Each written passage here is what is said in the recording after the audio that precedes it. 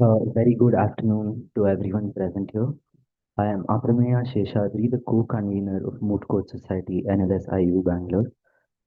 I welcome you all to the grand finale, second NLS SAM FinTech Moot 2025.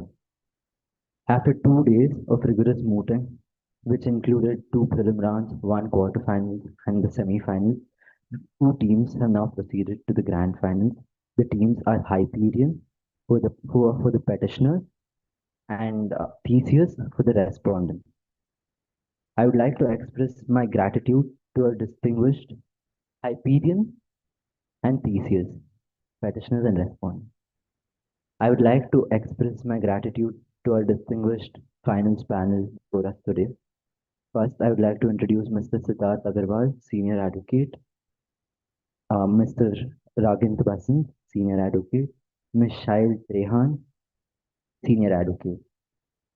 This year's problem deals with complex issues regarding the digital gaming ban, and all the teams that have participated through these rounds have done exceptionally well.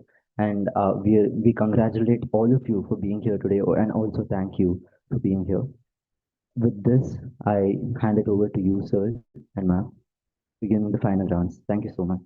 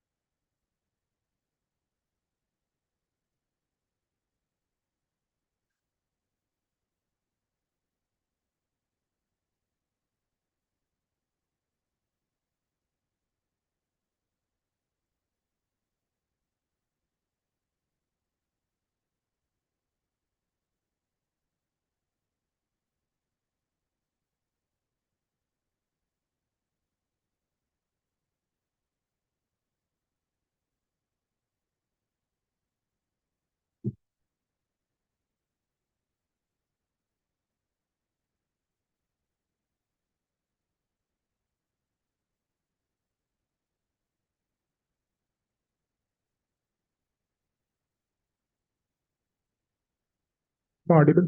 Uh, Greetings to the bench. The council seeks permission to address the bench individually as your lordships and your ladyships, and collectively as your lordships for brevity. Much obliged, your lordships and ladyships. The council, on behalf of petitioners, stand before this honorable court today in the case of Aditya Kulsu and others versus the Republic of YouTube and another. The petitioners, for brevity, the petitioners shall be referring to YouTube Online Gaming Regulation Act of 2025 as YOGRA 2025. The Lordships, the petitioners will be presenting four issues for consideration before this honorable court today. Firstly, that provisions of YOGRA 2025 are violative of Constitution of Republic of YouTube. Secondly, that Fortuna Labs Private Limited is contractually liable to honor the withdrawal request placed by Aditya and other users prior to passing of YOGRA on 28th February 2025. Thirdly, that damages are payable to Aditya and similarly placed users by Fortuna Labs Private Limited.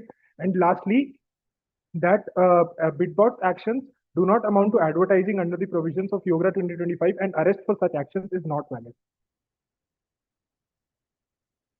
The council seeks permission to present a brief summary of facts of the case before proceeding to issue an argument.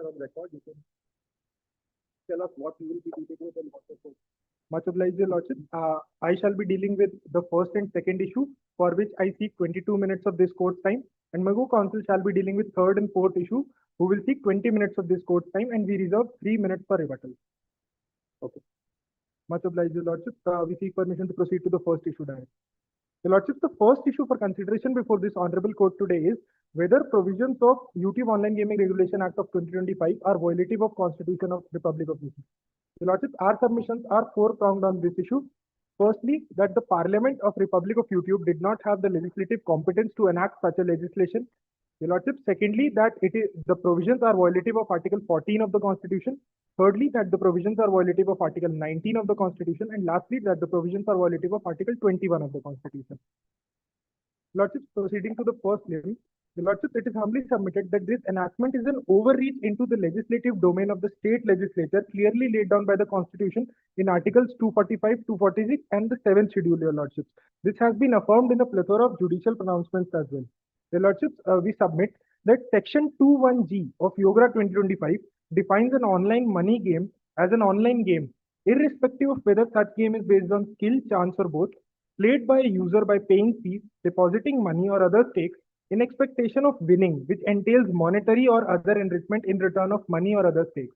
Your Lordship, it is humbly submitted that the definition of online money games itself makes it clear that the governance of such an activity would fall squarely within the entry of betting and gambling, which is in entry 34 of list 2, your lordships, for which the exclusive jurisdiction to legislate rests with the state legislature, your lordship. Your lordship, it is further submitted that merely because such an activity is carried out using the medium of internet, it would not entitle the parliament to enact a law regulating the matters that are primarily in the legislative domain of the state. Lordship, the parliament. Just one sec. Why can't it come under entry 52 of the list 1 industry? Your Lordship, entry 52 of list, it would not come under entry 52 of list 1 because the subject matter that is sought to be governed in the present case is directly covered under the second list, your Lordship. The activity, the primary aim of the legislation, that is Yogra 2025, is to regulate online money games, your Lordship, is to regulate betting on games, whether they, regardless of whether they are based on skill or chance, your Lordship. No other industries have been targeted. Your Lordship, the only... Does the parliament has a right to regulate an industry or no? Your Lordship, the parliament has a right to regulate the industry, but this subject has been historically been governed by the states themselves, your Lordship. States have enacted various legislations to regulate betting and gambling within their territorial domain, your Lordship. Entry 34 of list 2 gave the power to regulate betting and gambling to the state legislatures, your Lordship. That is why the council is submitting that the legislative power for this arena exclusively rests with the state legislature, your Lordship. Your Lordships are correct that there exists an entry 42 which states that industries are to be controlled, your Lordship, but this does not but this act does not govern the general conduct of industries or governing industries in any manner, Lordship. All this seeks to govern is online gaming and betting, and specifically online games that involve betting. You know. So suppose in a situation in your state 1, suppose state A enacts a local act, banning online trading. State B, C, D, E, F, G in your own country can have that. How does it work? How does that state-wise legislation work? Pardon your Lordship, state-wise legislation regarding trade or regarding online gaming? Online, this online gaming. Your Lordship, online gaming is already regulated state-wise, your Lordship. Various high courts have adjudicated on legislations which had been enacted by a number of states, your Lordship.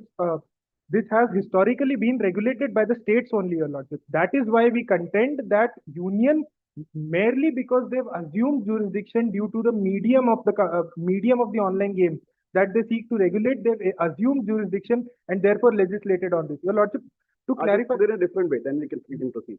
Indeed. Suppose in Goa, they allow casinos.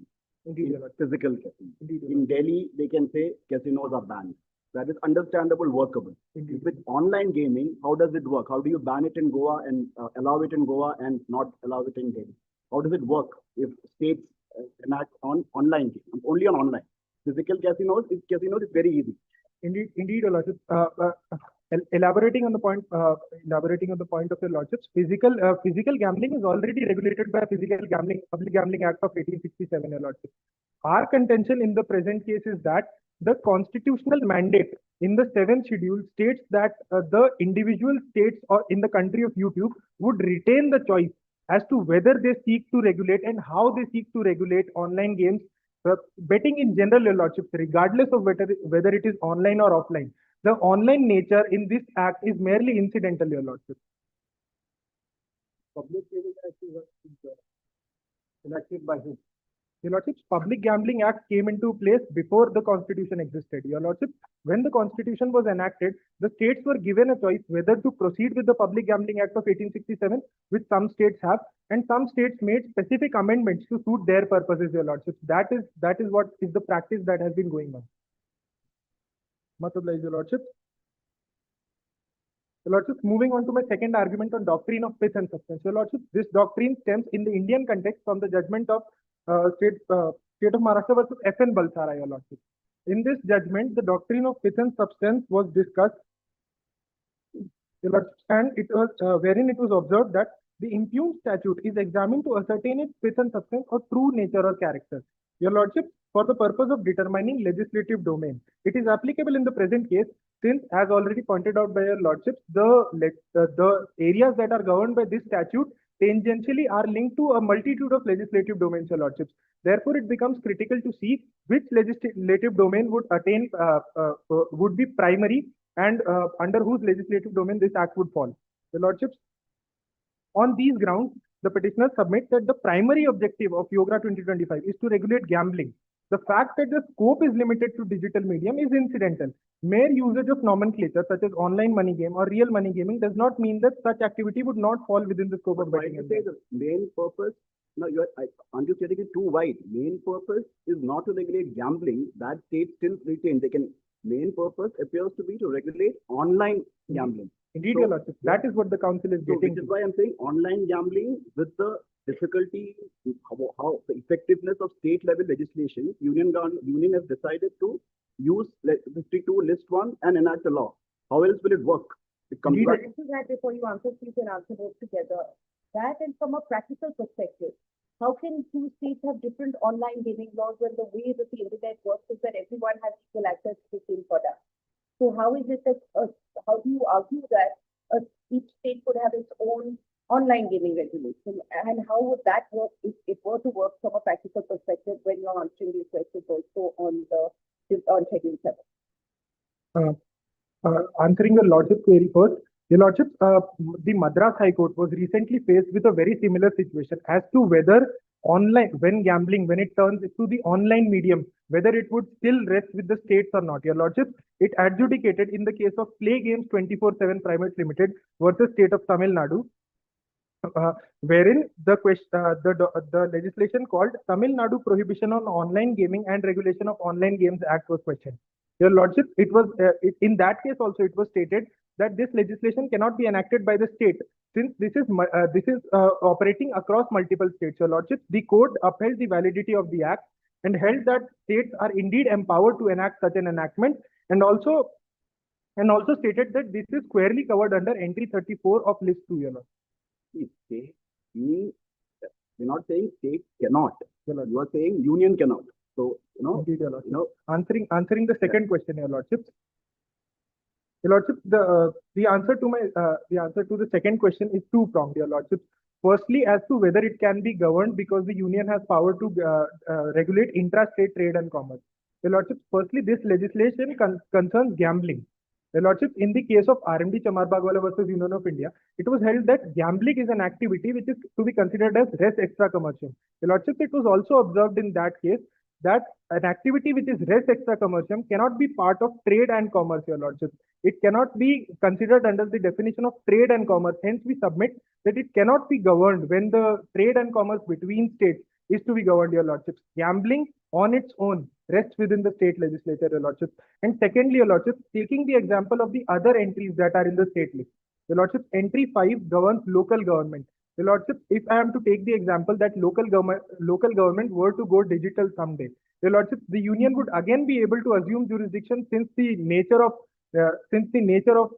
this activity is online. We seek power to regulate this as well. Your lordship, another example is entry 30, which regulates money lending. Your lordship, there are various entities in a state which engage in the activity of money lending, and money lending is a state subject. Your lordship, if this activity were to go online someday, then if the precedent that when an activity goes online, the legislative power automatically gets transferred to the union is set, it would be a dangerous precedent, your lordship, since any entry in the state list will someday go online and then union will be able to assume jurisdiction. Much obliged, your lordship. If your lordships are satisfied with my arguments on legislative competence, I seek permission to move to the fundamental right. Answer to that question. If we are satisfied, then only you will move. If not satisfied, then what will happen? If your lordships are not satisfied with the submission, I shall elaborate further. And if your lordships are satisfied, go back and discuss. Your lordships, considering the paucity of time, the council seeks permission to move to the next issue on fundamental rights. No. Your lordships, my submission on fundamental rights are three-pronged. Firstly, that it is violative of Article 14 of the Constitution. Then I'll discuss Article 19 and Article 21. Your lordships, my first submission on Article 14 is that a blanket ban on online money games fails the test of reasonable classification. Your Lordship, this test of reasonable classification was laid down in the case of State of West Bengal versus Anwar Ali Sarkar, wherein two limbs were laid down. Firstly, that there has to be an intelligible differential when a classification has to be done. And Your Lordship, to elaborate on this point, I seek your kind attention, Your Lordship, to flag number 2. Flag number 2 of the compendium. This is again the case of FN Balsara, Your Lordship. Yes.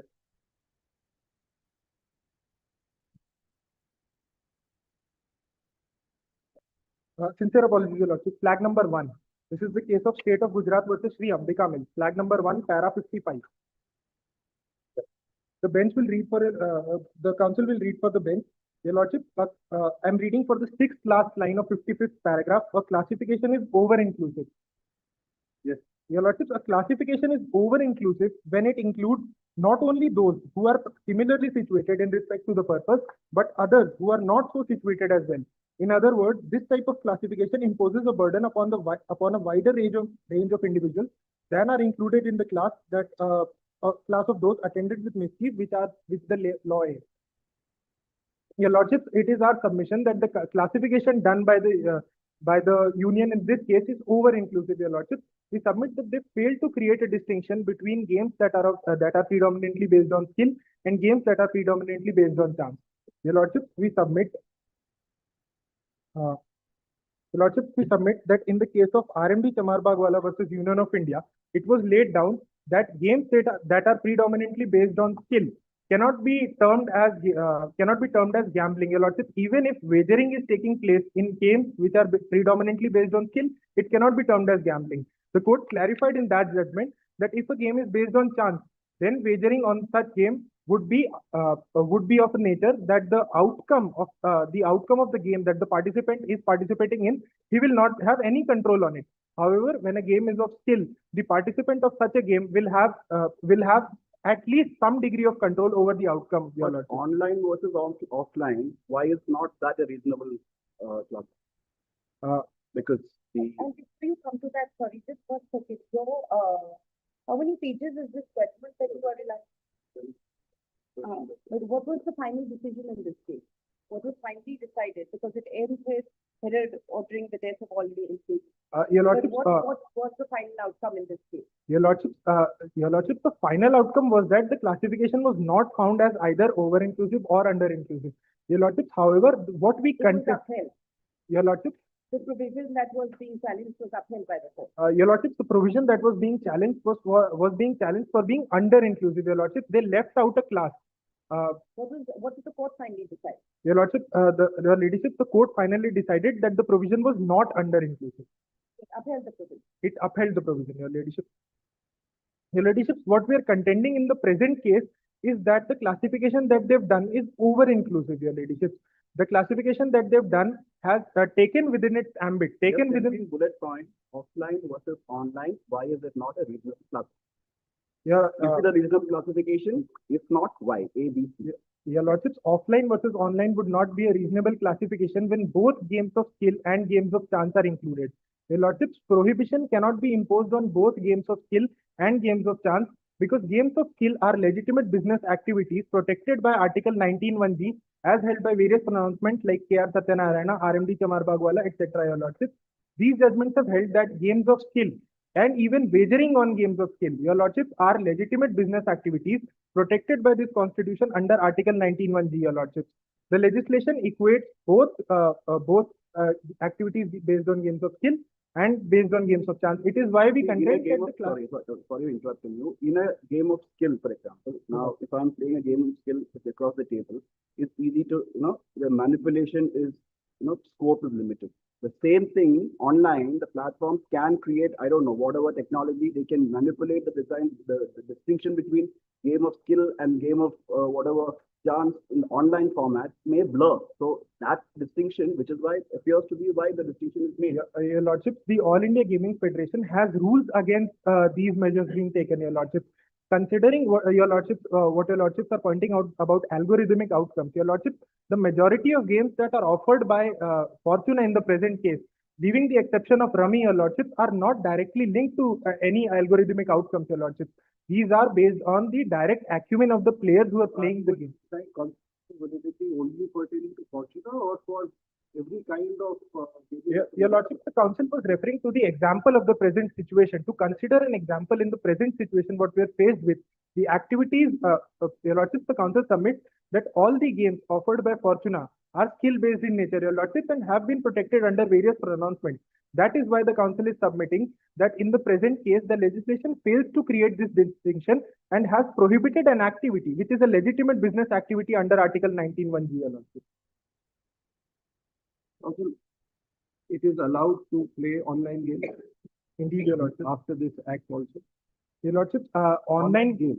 Yes, indeed, your lordship. A certain category of online games can all online games. No, certainly not, your lordship. Online money games Your are lordship. different from online games, correct? Indeed, your lordship. Are online games allowed or not allowed? Your lordship, if online games are being considered as games which do not involve wagering, then they are allowed. Council, is the term online game defined under this act? Your lordship, the term on the council seeks permission to refer to the act.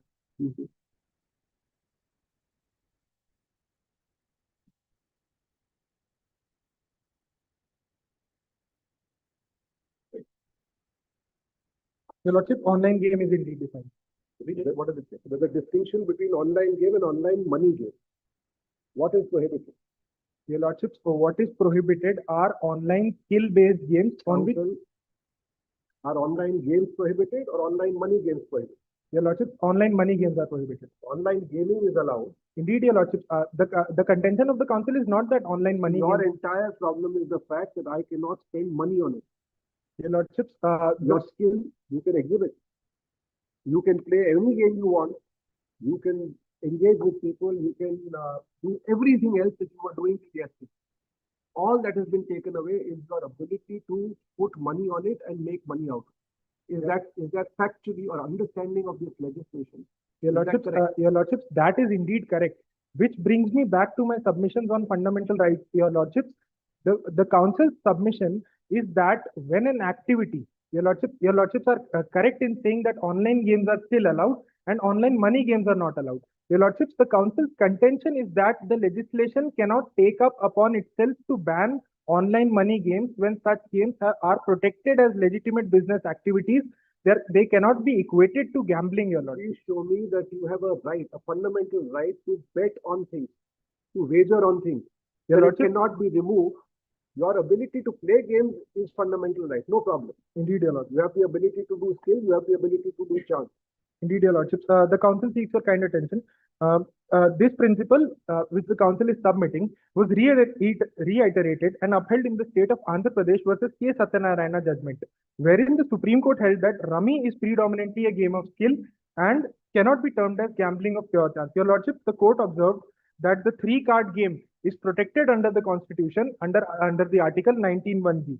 Your lordships, further, in the Dr. K.R. Lakshmanan versus State of Tamil Nadu judgment, this honorable court elaborated on the subject, holding that horse racing and athletic activities, as well as wagering on such activities, are activities of skill and are thus protected under Article 19(1)(g), your lordship.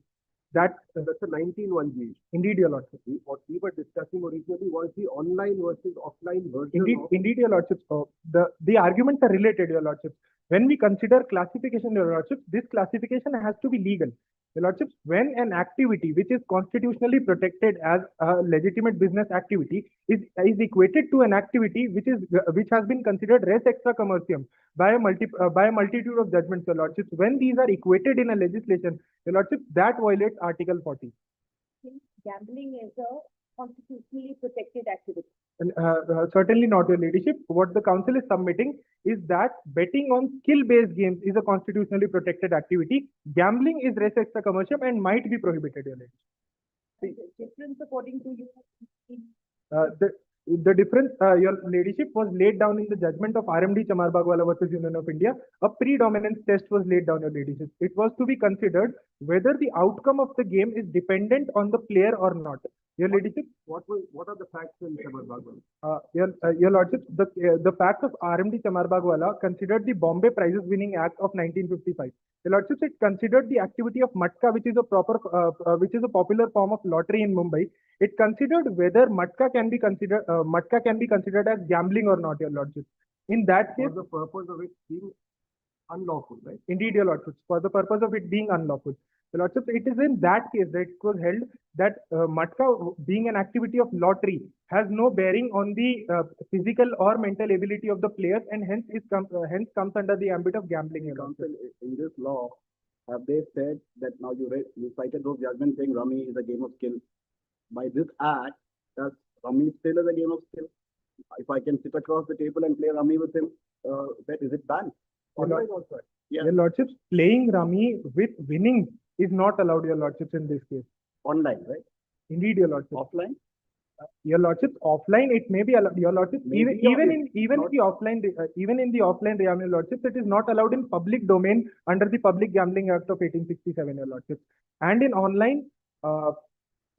the online domain, when rummy has been protected by this very court in its pronouncement and said that rummy, being a game of skill, cannot be equated to gambling and therefore cannot be prohibited in a legislation which comes.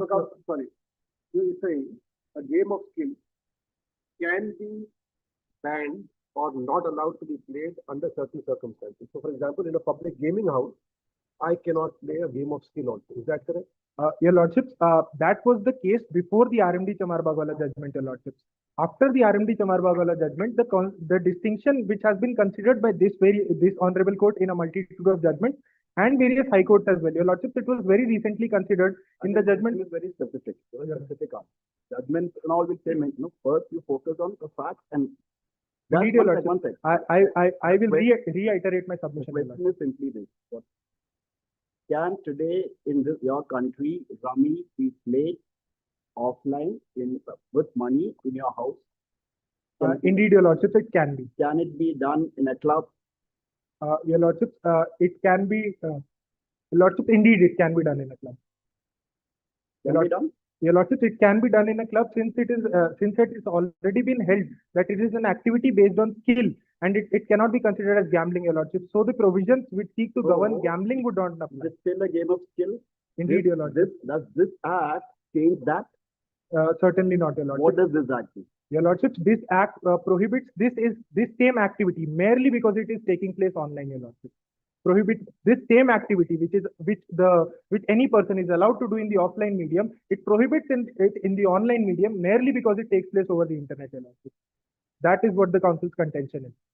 See, ultimately, these regulations, etc., when the legislature enacts a law, what do they look whether it can be effectively implemented? Indeed. Now, if they find that this online wagering, even if it's a game of skill, etc., they are not able to control these soft touch regulations. If the legislature feels is not yielding any result, why can't they make that distinction? Forget 19(1)(g). We are on this reasonable classification. So why can't that online versus offline? Why is it not a reasonable classification? Your Lordship, there is no reason to hold that online gambling is different from offline gambling, Your Lordship. That is why we submit that classification does not hold a bearing on this case, since games of skill have no bearing on whether they are taking place online or offline, Your Lordships. The judgment of RMD Chamarbagwala read together with the case of Play Games 24/7 versus State of Tamil Nadu collectively state that games of skill, regardless of whether they take place in the physical mode or in online mode, Your Lordships, are protected as legitimate business activities and given the protection of Article 19(1)(g), Your Lordships. Would you say that the online money gaming, the online social game definition in the Act would include rummy? Would it be an online social game or would it be an online game? Would it be an online money game? Which of the three would it come under, according to you? Your Lordship, rummy, if it is to be played currently, would certainly come into the definition of online social games, Your Lordship. However, online social games would only allow rummy to function as a game where no money is involved, no wagers are allowed, no fees can be paid for participation in it. Does not involve speaking of money. Indeed. The online social game it's 2I. Indeed. And then small Roman 1. Indeed, Your Ladyship. That is what the council is referring to. It can be played, but no stake can be placed. That is what the May council allow access to payment, C2, of a subscription fee or one-time access. Indeed, So Your you can't, according to you, what distinguishes that whether you are basing your payment of money on an outcome? Your Ladyship, the distinction that that the council is contending is of wagering, Your Ladyship. The court has held in various pronouncements, as has been argued at length by the council, that wagering is allowed when it comes to games of skill. It is only prohibited as gambling when it comes to games of chance. Your Lordship, this legislation blurs that distinction and prohibits wagering on games of chance. You said you have a right to have a business where there is online gaming, that is to play games. Your Ladyship, You can have that under this act if you have a subscription fee or you pay to start the game. You cannot, what the act prohibits, or does it prohibit, you answer the question, is on the outcome, whether you win or lose money, up or down, not the gateway to get access to the game and play with other people. So your constitutional right to run a business and earn money from this would be through payment gateways, through access to a subscription model. That is allowed. Is it allowed or is it not allowed? Your Ladyship, what the council's contention herein is that not regarding whether businesses can earn from it, Your Ladyship. It is about the participants. Your Ladyship, the fundamental rights concerned are of the participants who participate in these games, Your Ladyship. So when they're not able to participate and wager, it violates their fundamental right, which has been given in the judicial pronouncement. So you are contesting a fundamental right to earn money through online games, really, because otherwise they can pay and play. Somebody can earn money from them also. Yes. So the question then becomes, narrowed it down to only that the fundamental right violated is of the person who wants to play and earn money from their activity of playing. Is that right? Your Ladyship, when I move to the next submission on Article 21, I would apprise the court as to how individual autonomy is also concerned in the present case, Your Ladyship. Participating in an activity is an individual's autonomy, Your Ladyship. Choosing to earn from an online game is an individual's autonomy, Your Ladyship. What we're concerned with here is whether such an activity is legal or not. Your Ladyship, judicial pronouncement, as has been argued, has established that activities, when they are wagering activities, when they're based on skill, are legal, Your Ladyship. That right is taken away from people who were earlier participating in such activities, Your Ladyship. That is the council's contention, that this right has been violated by the present legislation, which fails to distinguish between games of skill and games of chance and implements a blanket ban, Your Ladyship, which is also not proportional in nature. Your scheduled time is up. I'll quickly take 2-3 minutes to wrap up my second issue. Let's you deal with your second issue in normal course. Don't rush. You don't have to rush. Don't rush through. Take your Okay. Much obliged, Your Lordship. If Your Lordships are satisfied with my argument, I seek permission. Again, You you have are, to see whether we are satisfied or not satisfied. Because he's looking for that, you are giving him that. you know, that will be satisfied. And there are 3 other people to be heard before us. Otherwise, they are redundant here. Indeed, Your Lordship. Proceeding to my arguments on Article 21, Your Lordship. Article 21 guarantees right to livelihood and occupation, Your Lordship. This Article 21 is not merely limited to bare sustenance, Your Lordship. It is the right to live with dignity, which includes right to pursue an occupation and sustain one's livelihood, Your Ladyship. Blanket criminalization of all real money games without distinguishing between games of skill and games of chance destroys the livelihood of certain categories of individuals, Your Ladyship. Professional gamers and streamers like BitBots, developers, FinTech startups, and countless ancillary workers who work in this industry to run these activities, Your Lordship. Further, Your Lordship, it is an industry. Your Lordship, It is an industry. Your Lordship, it is indeed an industry, Your Lordship. Every activity is an industry. Your Lordship, every activity which concerns a large amount of people, which has a large amount of incorporated companies, Your Lordship, where a lot of business is taking place. As on date, this online gaming is an industry. Indeed, Your Lordship. And forget this enactment, but the Parliament can make laws to regulate that industry. Your Lordship, that is where the distinctions come into place. Your Lordship, this industry is particularly, directly, the governance of this industry, Your Lordship, is directly given to the states via the medium of entry 34 of list 2, Your Lordship. There are various other entries in list 2, which when taken together, your lordship, fisheries is also an industry. However, the governance of fisheries is given to the state legislature under list 2. Your lordship, if this example is taken, then many entries, many powers that are resting with the state legislature would be taken away merely because the union is empowered to govern industry. You can proceed to your 21. Much obliged, your lordship. Your lordship, my submission on Article 21 is very simple.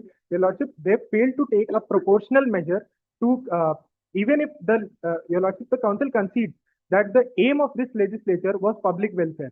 Your lordship, however, the measures taken in the present case make it violative of fundamental rights. Your lordship, According to me, subject to hearing you, according to government, the legislature, union has the power, because if they find that this online money gaming or whatever you call it is prone to addictive behaviors by vulnerable people, minors, there's no way to regulate who's playing. All that can be.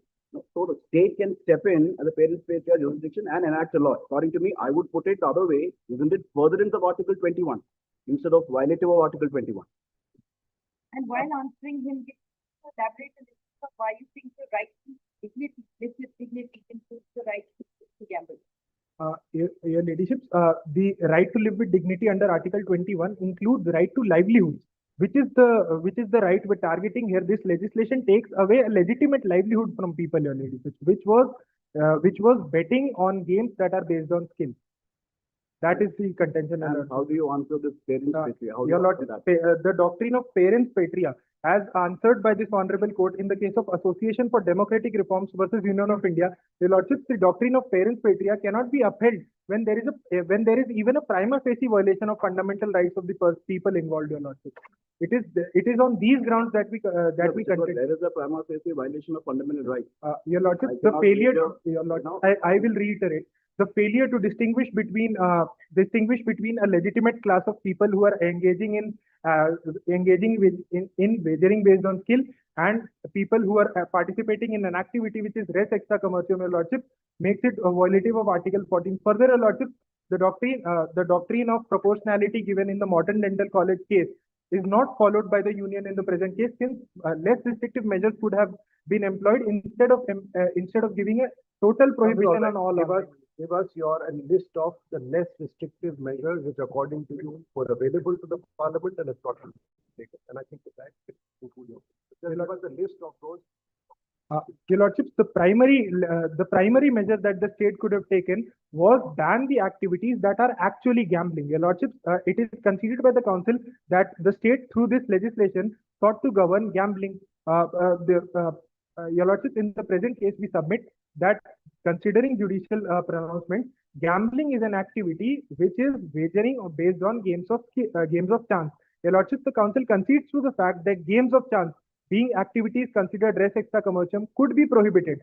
However, games of skill could not be prohibited. Your lordship, this very distinction would make it easier for the union to legislate gambling and leave activities that are legitimate. That's not dividing.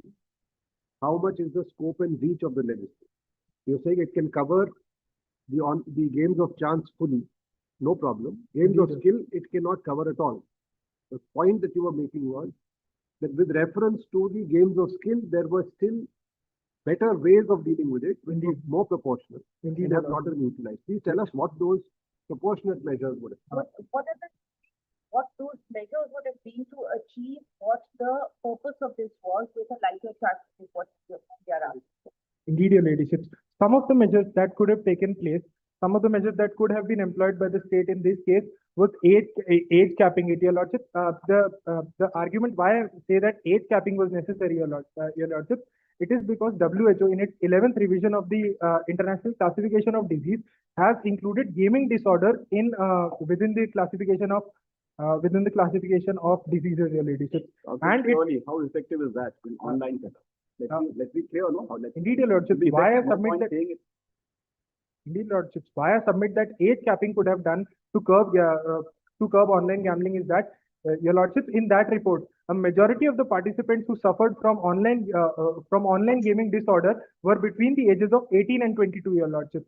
Merely by age capping, the state could have avoided the majority of victims who were target of online gaming disorder could have been prevented, Your Lordship. The question is, how do you implement age capping in an online setting? Indeed, Your Lordship, the measures like stringent KYC norms could have been implemented. Your Lordship, they are already there. Stringent KYC norms did take place. Your Lordship, KYC regarding age could have been taken more seriously to ascertain what age the person who is participating in a game is. Your Lordship, further, the amount that can be wagered should have been capped. Your Lordship, if in the union's contention that infinite gambling should not be allowed, Your Lordship, then the amount that can be wagered could have been capped, Your Lordship. Complete prohibition is not appropriate, is what we are contending, Your Lordship. In the interest of said two things, age capping and amount cap. Indeed, Your Lordship, and stringent KYC norms as well, Your That's the Lordship. same thing, amount capping. It's all right, Your Lordship, KYC. There are the three things that you, Your Lordship, there are certain other measures that also could have taken place. There have been bullet points. Don't no need to elaborate. Just say Can I just take 10 seconds for yeah, recollection? Your Lordship? but say in bullet points.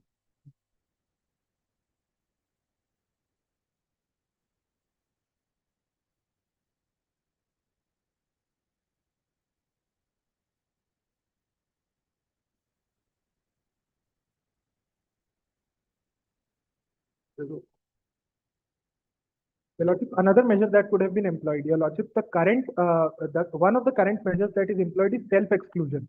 Your Lordship, in the present case, however, self-exclusion is circumventable, Your Lordship. If the user submits a form, then self-exclusion would not apply, Your Lordship. To take measures against self-exclusion can be made permanent, Your Lordship, if in case self-exclusion is indeed applied for by a user. It can be set for a certain number of time and can be made uncircumventable, Your Lordship. That is another measure that could have. all right, sir. Thank you. Thank you. Thank you. How much time? Your Lordship, can I make quick submissions on issue 2 as well? Council. Lordship, I had sought permission for quick Counsel. submissions on issue 2. Don't worry. Your submissions are on record. Issue 2 already said addressed us, no? Your Lordship, issue 2 is regarding the contractual obligations. I'll take 2 minutes and wrap my submissions, Your Lordship. All right, 2 minutes. Take the 2 minutes. Quick. Much obliged. Your Lordships, my simple submission on the contractual obligations is that electronic contracts are recognized as valid contracts, Your Lordship. In the present case, we submit that there was indeed a valid contract between Aditya and Fortuna Labs Private Limited. Since he has agreed to the terms and conditions, Your Lordship, the judgment of Trimex versus India Aluminium Private Limited. Forget judgment. Yes, come on, you don't. Your Lordship, Yeah. my first submission is that a valid contract took place. Your Lordship, my second submission is that the request which whether or not it went through or not is will be there to be adjudicated, Your Lordship. But our contention is that the request, what happened to the request was because of the technical fault of Fortuna itself.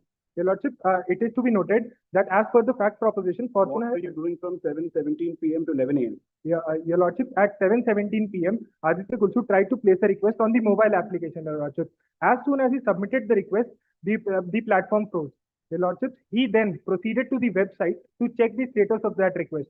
Your Lordship, on the website, a 504 gateway error was shown. Your Lordship, it is the promise of Fortuna in clause 9 given in para 13, Your Lordship, in the contractual term. It is a promise of Fortuna that when a request is submitted, the request will be processed within 12 hours, Your Lordship. The petitioner waited for 12 hours. The platform only became active at midnight, Your Lordship, and even then the coming back online of the platform was not informed to any users, as was the duty of Fortuna, Your Lordship. It was not informed. After 12 hours, when the petitioner checked the status of his request, he was unable to see any request that had been placed, and thereafter placed another request, Your Lordship. That is the factual situation. After the enactment of the act, is Fortuna able to process the request, or is Indeed. it impossible for them to do so? In effect, is there a statutory bar against Certainly not, Your Lordship. returning your money or not? Certainly not, Your Lordship. I seek your kind attention to Section 7 of Yogra 2025. Your Lordship, Section 7 places a bar on financial institutions for transfer of funds or facilitation of funds for an online money gaming service. Your Lordship, Section 21H of Yogra 2025 defines online money gaming service as a service in furtherance of participation in an online money game. Your Lordship, in the present case, Aditya Kulsu does not seek any participation in an online money game, Your Lordship. All he is seeking is withdrawal of his funds which he had placed when online money gaming was legal. Time is up. Thank you. Thank you. Much obliged, Your Lordship. Thank you very It was much. an honor arguing before this time. My co-counsel will address issue 3 and 4.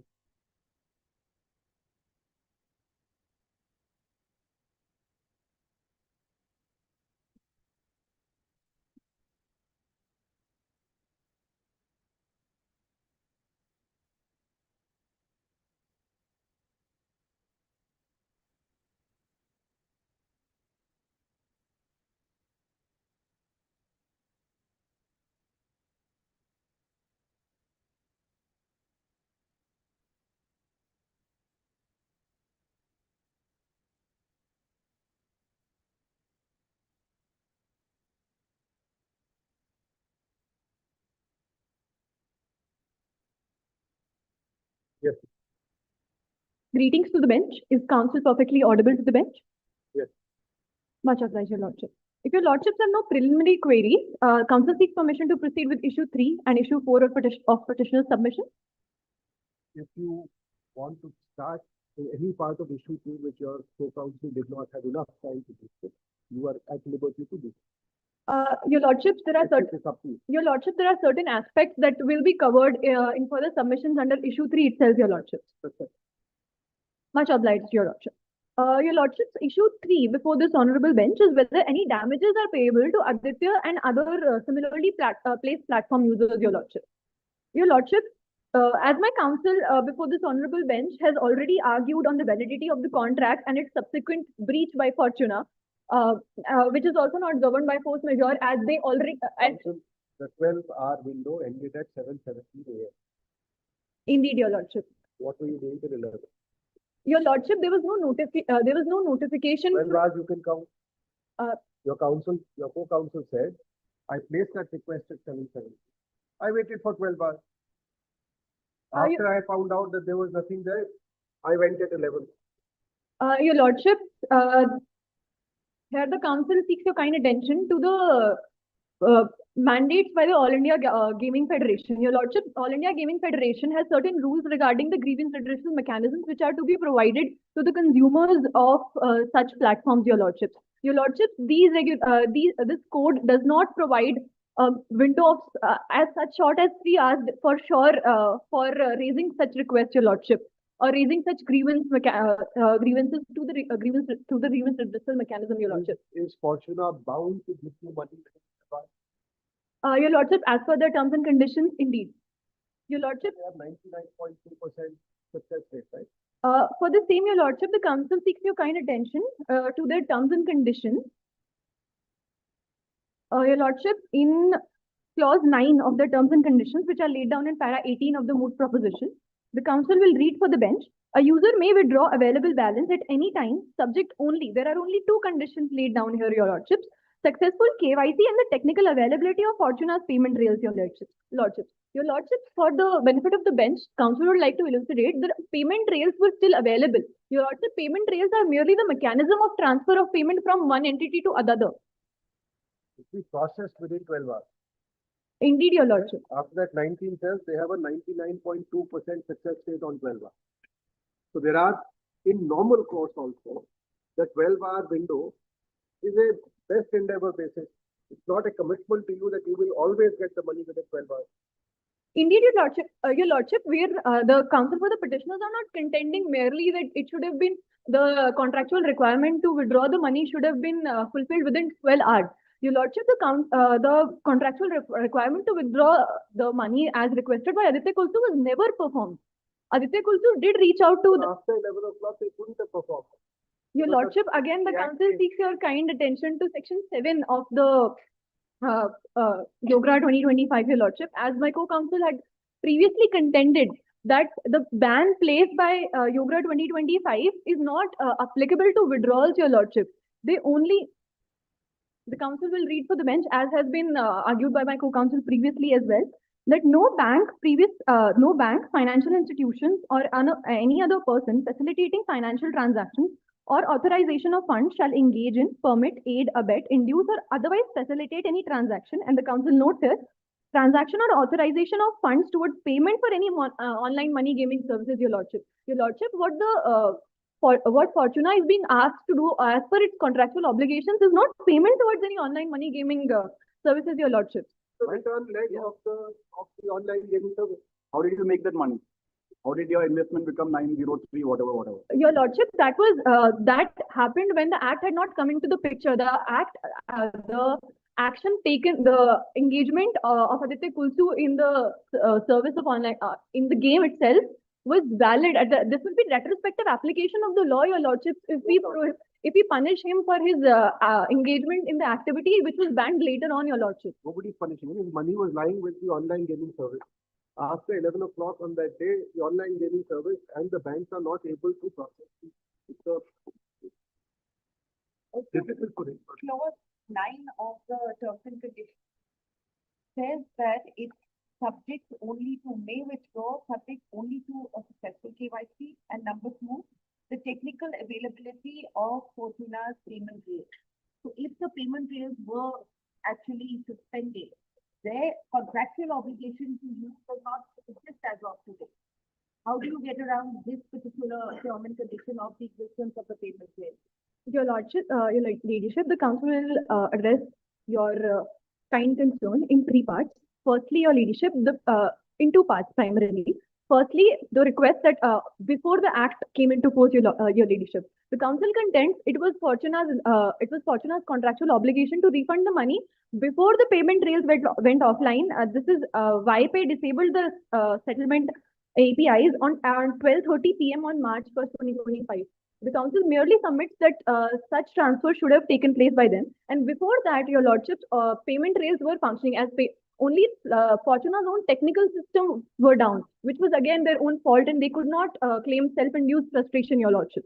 Let's get some dates correct, time correct. 7:17 p.m. you asked for the first time. Payment gateway failed. 11:46 p.m. Could you 7:17 p.m. you first time asked for the money back online, payment gateway error, whatever error came. Your lordship, merely the application freezes. So the council will read for the bench. One second. Show me first. 7:17 p.m. The time is correct. The first time Aditya asked for it at 7:17 p.m. Indeed, your lordship. Right. When did the website come back? 11:46 p.m. Indeed, your lordship. Right. When was the act passed? The next day, 11 a.m. 11 a.m. your lordship. Right. So between 11:46 p.m. with your money, you have to be vigilant. It must have come in news that it's been being passed, etc. Between 11:46 p.m. on 28th February and 11 a.m. on 1st March, what were you doing? Then to just a supplementary question, 12 hours, like he said, ends on, even assuming that you are waiting for that, you thought your request has been received by them, you're waiting for 12 hours, like he asked, 7:16 a.m. to 11 a.m., what were you doing? So first, from 11:46 p.m., what were you doing? If that's not the case, from morning 7:17 p.m. a.m., what were you doing?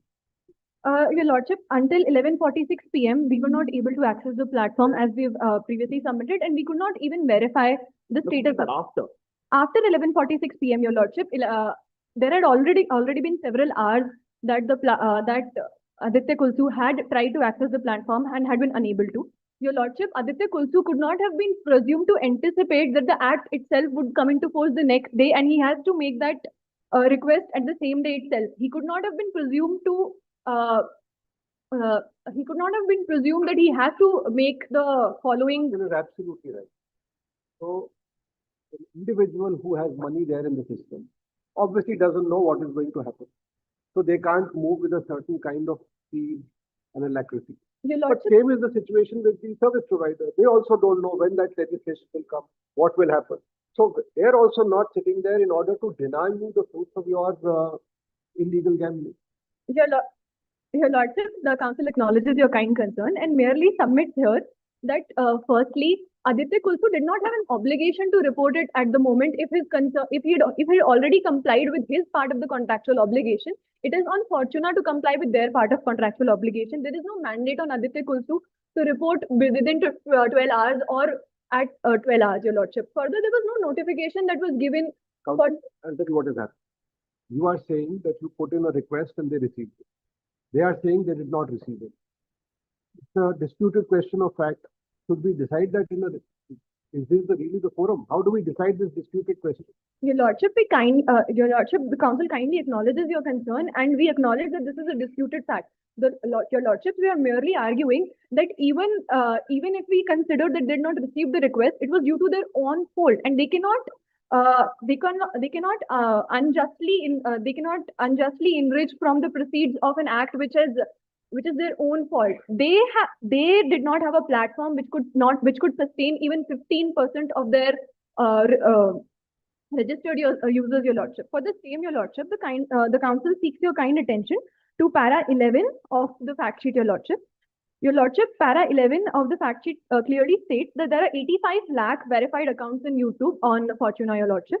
Further, in para 13, Your Lordship, in the second last line, it says that the peak traffic was 12 lakh 45,000, Your Lordship. Your Lordship, that amounts to less than 15% of the total verified accounts on YouTube, Your Lordship. Your Lordship, the exact number is closer to 13%, Your Lordship.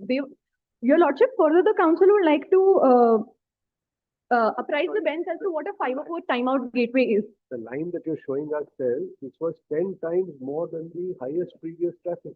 Council acknowledges that the bench's kind concern, Your Lordship. The council merely submits that cannot be the only criteria for them to set up their payment system. It is their own fault that they could not handle even 15% of their own verified users, Your Lordship. It is pertinent to note that it can be reasonably assumed that a platform such as Fortuna would be able to at least. Council, if you're arguing a point saying that 15%, all right, please educate us. What is the industry standard on how many concurrent user logins or requests are done in any kind of a gaming facility or online gaming facility? Do you have any data on that? Your Lordship, not at the moment, but. So how do we assess whether 15% is very good, very bad? The only thing in the fact pattern seems to be it's actually unprecedented.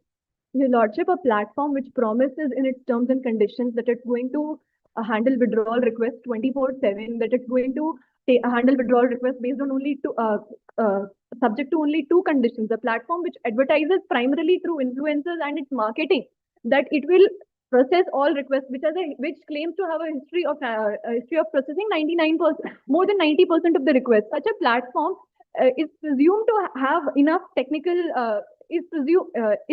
shall be liable to have enough technical competence to honor their own claims, Your Lordship. Your Lordship, here the council seeks your kind attention to section. Council, I was suggest. I think that deal with the liberty of that person than the FinTech, whatever. So let's proceed to the arrest issue, and if the council can we won't have time otherwise. I think best that you address that first, and if you want to come back to this, we'll allow. Much obliged, Your Lordship. The council acknowledges the bench's direction and will proceed with addressing Bitbot's arrest in the present. Your Lordship, that is the issue 4 before this honorable bench, is that whether Kanishka Bhatt, who is widely known as Bitbot, engaged in actions that amount to advertising for online money gaming, and whether her arrest for such actions under the Yogra 2025 is valid. Your Lordship, the first submission of the council before this honorable bench, the council will make 3 submissions in this regard. Firstly, that Yogra 2025 does not possess the explicit extraterritorial reach required to criminalize acts of advertisement performed wholly abroad. Secondly, that Bitbot's conduct is protected commercial and professional speech under Article 19 of the Constitution. And thirdly, that Bitbot's stream does not even satisfy the statutory definition of advertisement under Yogra 2020. Been arrested for what offense? What is the offense? Section? Section 6, Your Lordship. Section 6 of Your Lordship, the council will. Section 6. Where do we get that? Where do we get that you've been arrested only for Section 6? Your Lordship, the council will point to the specific instance in the fact sheet. Yeah. If the council may have a moment to refer to the fact sheet.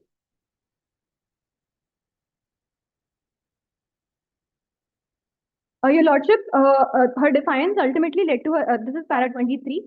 The arrest is under section 9, which concerns with section 6. Section 9. Right. Concerns with 5, 6, everything. Your Lordship, indeed. And council, it says inter alia section 9. Indeed, Your Lordship. It could be anything else. Indeed, Your Lordship. Your Lordship, the council merely, Your Lordship, the council merely submits that During the course of the council's argument, the council will apprise the bench that even that particular query is immaterial to the territoriality of the act. If her act, according to you, are all offences treated the same? Because would it be immaterial which of these offences under 9 or under the act she was arrested under?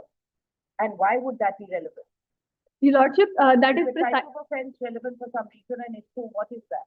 Your Lordship, that is precisely the council's submission that Yogra 2025 has created. Yogra 2025 has been deliberate in its framing in only referring to certain offences to be able to be prosecuted if they were committed from outside the territory. One second. We are getting this. Forget for a second now. Forget extra territory. The question is, okay, let me put it in a different way.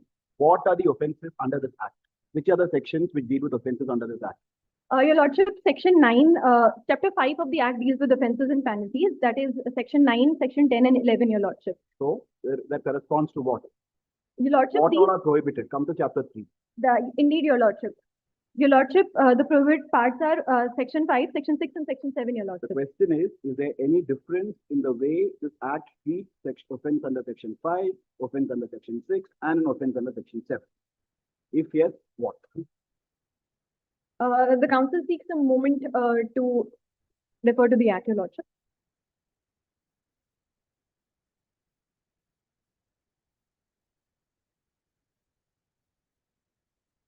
Your Lordship, the council submits that there is no distinction in treatment in Section 5, 6 and 7. Your Lordship, the council, that is not a contention that that is not a part of the council. Now turn to Section 9. And read it again and answer the same question. Your Lordship, it is in the treatment as offences that the difference has been created. What is that? Your Lordship, the clause 1, Section 9, clause 1 refers to any person who offers online money gaming services in contravention of Section 5, and they shall be punished with imprisonment for a term which may extend to 3 years or with a fine which may extend to 1 crore rupees, which is clearly not applicable in the present case as Bitbot was not providing any such services. Second clause, Your Lordship, is any person who makes or causes. I'm going to read the entire thing and waste your time. What I'm saying is 9.1 deals with 5, 9.2 deals with 6, 9.3 deals with 7. That's what you're trying to say, right? Indeed, Your Lordship. So, yeah, now come to 10. Indeed, Your Lordship. Notwithstanding, Your Lordship, it makes. Read 10. Read 10. Notwithstanding anything contained in BNS, that is Bharatiya Nagrik Suraksha BNSS, Suraksha Sanhita, offences under Section 5 and Section 7 shall be cognizable and non-bailable. So, isn't there a difference? What about 6? Indeed, Your Lordship. Your Lordship. 6 is what? Cognizable? It's non-cognizable, Your Lordship. And so what happens in a non-cognizable? Your Lordship, the council merely seeks a moment to gather her thoughts. Yeah, don't worry. Don't take your time. Take your time. Your Lordship, the council has submitted that since this is a Section 6 offence that is related to advertisement, Bitbot may file for a bail and The council. What is the meaning of a non-cognizable offence? Forget this case. Forget Bitbot. What is the meaning of a non-cognizable offence? In CRPC, in BNS. Your Lordship, the council is. If you're not aware, say you're not aware and move. The council is missing the exact distinction at the moment. The council sincerely apologizes for no this. problem. Proceed. Your Lordship, the submission that the council is making, for the same, the council seeks your kind attention to Section 1, Clause 2 of Yogra, Your Lordship. Your Lordship, this deals with the territoriality of Yogra. Here, the Clause 2 says that it extends to the whole of India and also applies to online money gaming services offered within the territory of India or operated from outside the territory of India. Your Lordship, the council is contending here, based on judgments by this honorable court. By this honorable court, in the case of Dental Council of India versus Hari Prakash Your Lordship, the Supreme Court clearly laid down that the intention of legislature is primarily to be gathered from the language used in the statute. Counsel, what are the facts? Your Lordship, this judgment is merely been referred to establish the rule of Counsel, interpretation. what are the facts of that case? Your Lordship, the council is not aware of the facts Have of you this read it? particular case. Your Lordship, I've Please read. don't cite a judgment before us which you have not read. And definitely you do not know the facts of. Much obliged, Your Lordship. Please, counsel. Your Lordship, the council will then refer to the golden rule of interpretation, which has been the standard of interpretation, which states that the rule of interpretation states that the language used in the statute is to be the primarily source to gather the intention of the legislature. Cite judgments that was not read the entire judgment start to finish. Instead, shift your arguments to what you do know. Go on the facts, go on the statute, argue on what you know. Don't cite judgments unless you've read it from the first page to the end and knowing what the facts were and what the final decision was. Much obliged, Your Lordship. Move on to what Much you are obliged, Your confident that Lordship. you know. Much obliged, Your Lordship. The council was merely referring to an established doctrine and not the judgment in particular. Let me ask you put it. Now you say section 6. Now we go on assumption that it's section 6 offense. Okay, advertisement, right? Your Lordship, the council here seeks to establish a distinction in treatment, distinction in drafting that has been deliberately made by the Parliament in the language of section 6 and section 4. Your Lordship, the this act deliberately lays down that. Just let's take a deep breath. Let's get back now, right? Section. Let's focus. Section 6 says what? Advertisement is prohibited. Now, whether this is an advertisement is a different issue. Assume a situation that this lady went abroad, right? And advertised this VPN or advertised Fortuna, whatever she did, right? Forget whether it is an advertisement, we keep separately. Now, assume that she blatantly advertised, right? And the impact of that is on, suppose on you, citizens of your country. Can section 6 be applied or not? Your Lordship, the council is contending that the legislature is deliberate in its framing, that the section merely prohibits any person from making or causing to be made or disseminating advertisement. The council concedes that. The council says that the omission of specific extraterritorial language in section 6 is of particular note. The council here refers to the blocking of foreign operations of online gaming services, which has been specifically categorized in the act and specified. If I go across the border and I put a big hoarding, which you can see from 30 feet away inside your country, is that advertising or not? Your Lordship, that is still advertising. Is that punishable under 6 or not? Your Lordship, that is not punishable under 6 because for an act to have extraterritorial application, it has to be specific. If the server from which the advertisement is beamed out is not in the country, but it is put up on every single television set in the country, there is no problem. Your Lordship, the council addressed the same, that there are less restrictive measures if the advertisement is happening in the country which the government should have taken. The council will take one moment to refer to another judgment. The query is, if it is beamed from outside the country, but it is accessible to people within the country, is it allowed or not allowed? Your Lordship, the advertisement in the country of YouTube are prohibited. Your Lordship, the council's mere contention is that since Bitbot was outside the country and was merely streaming playing an online game, she is not covered since her action took place outside the country, Your Lordship. Your Lordship, for the same, the council will this will clear this things a little more for the bench and clarify the council's submission. The council seeks your kind attention to the case of Haridas Exports versus All India Float Glass Manufacturers. What are the facts, council? Your Lordship, in this case, MRTP Commission had passed some injunctions aimed at foreign exporters and held in this case, and the injunctions were invalidated, Your Lordship, stating that MRTP Act had no extraterritorial operation. The court here said that absent an express provision, the Commission couldn't reach conduct occurring outside India, Your Lordship. Your Lordship, this Your Lordship, this further led to the addition of extraterritorial provisions clauses in the Competition Act later on as well, that are under Section 32, Your Lordship. Your Lordship. Council, you have 2 minutes left. Any particular, Your Lordship, the council will be making 2 submissions very briefly, Your Lordship. And if you can just address in two sentences why is it cost arrest subject to challenge or illegal? Addressing your query first, Your Ladyship, her address can be challenged. But firstly, it's extraterritorial. The legislature itself has not been given extraterritorial authority by the Parliament, and without express extraterritorial authority, they cannot charge her with the particular crime. And secondly, the actions are violative of Article 19(1)A and Article 19(1)G itself, Your Ladyship. That is the freedom of speech and expression and freedom of profession, trade, and business. Addressing these very briefly, Your Ladyship, this So arrest is illegal or subject to challenge, and because there is a 19(1)A and 19(1)G file. Your Ladyship, That's okay. Your Ladyship, the petitioner's case is threefold. That firstly, it itself is not an advertisement.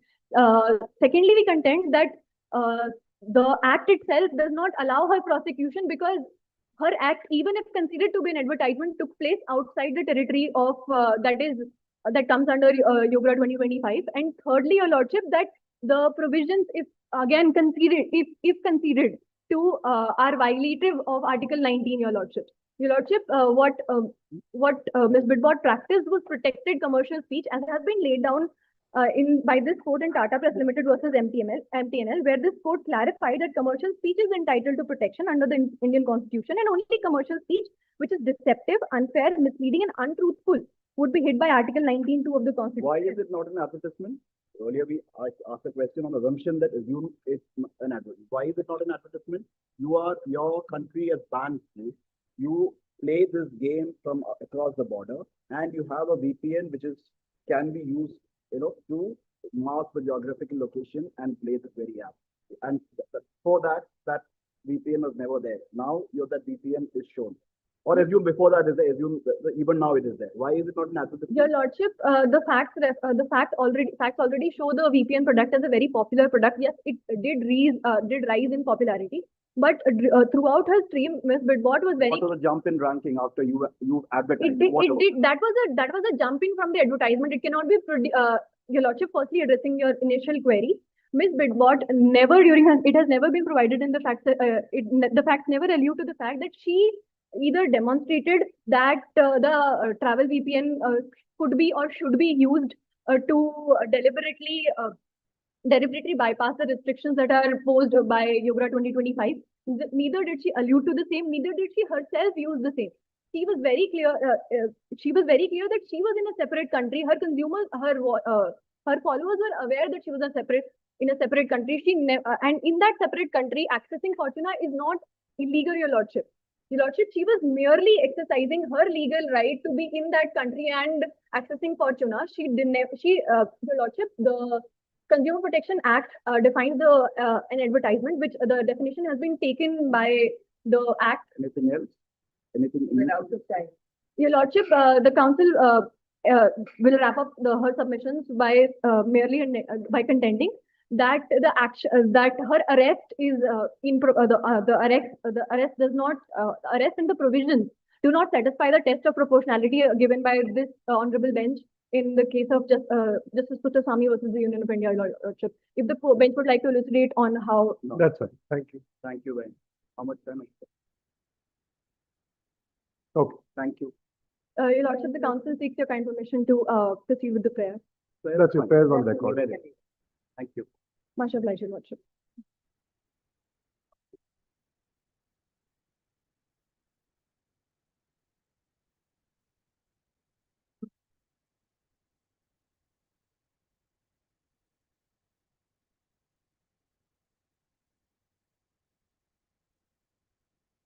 Just Greetings to the honor. Just one.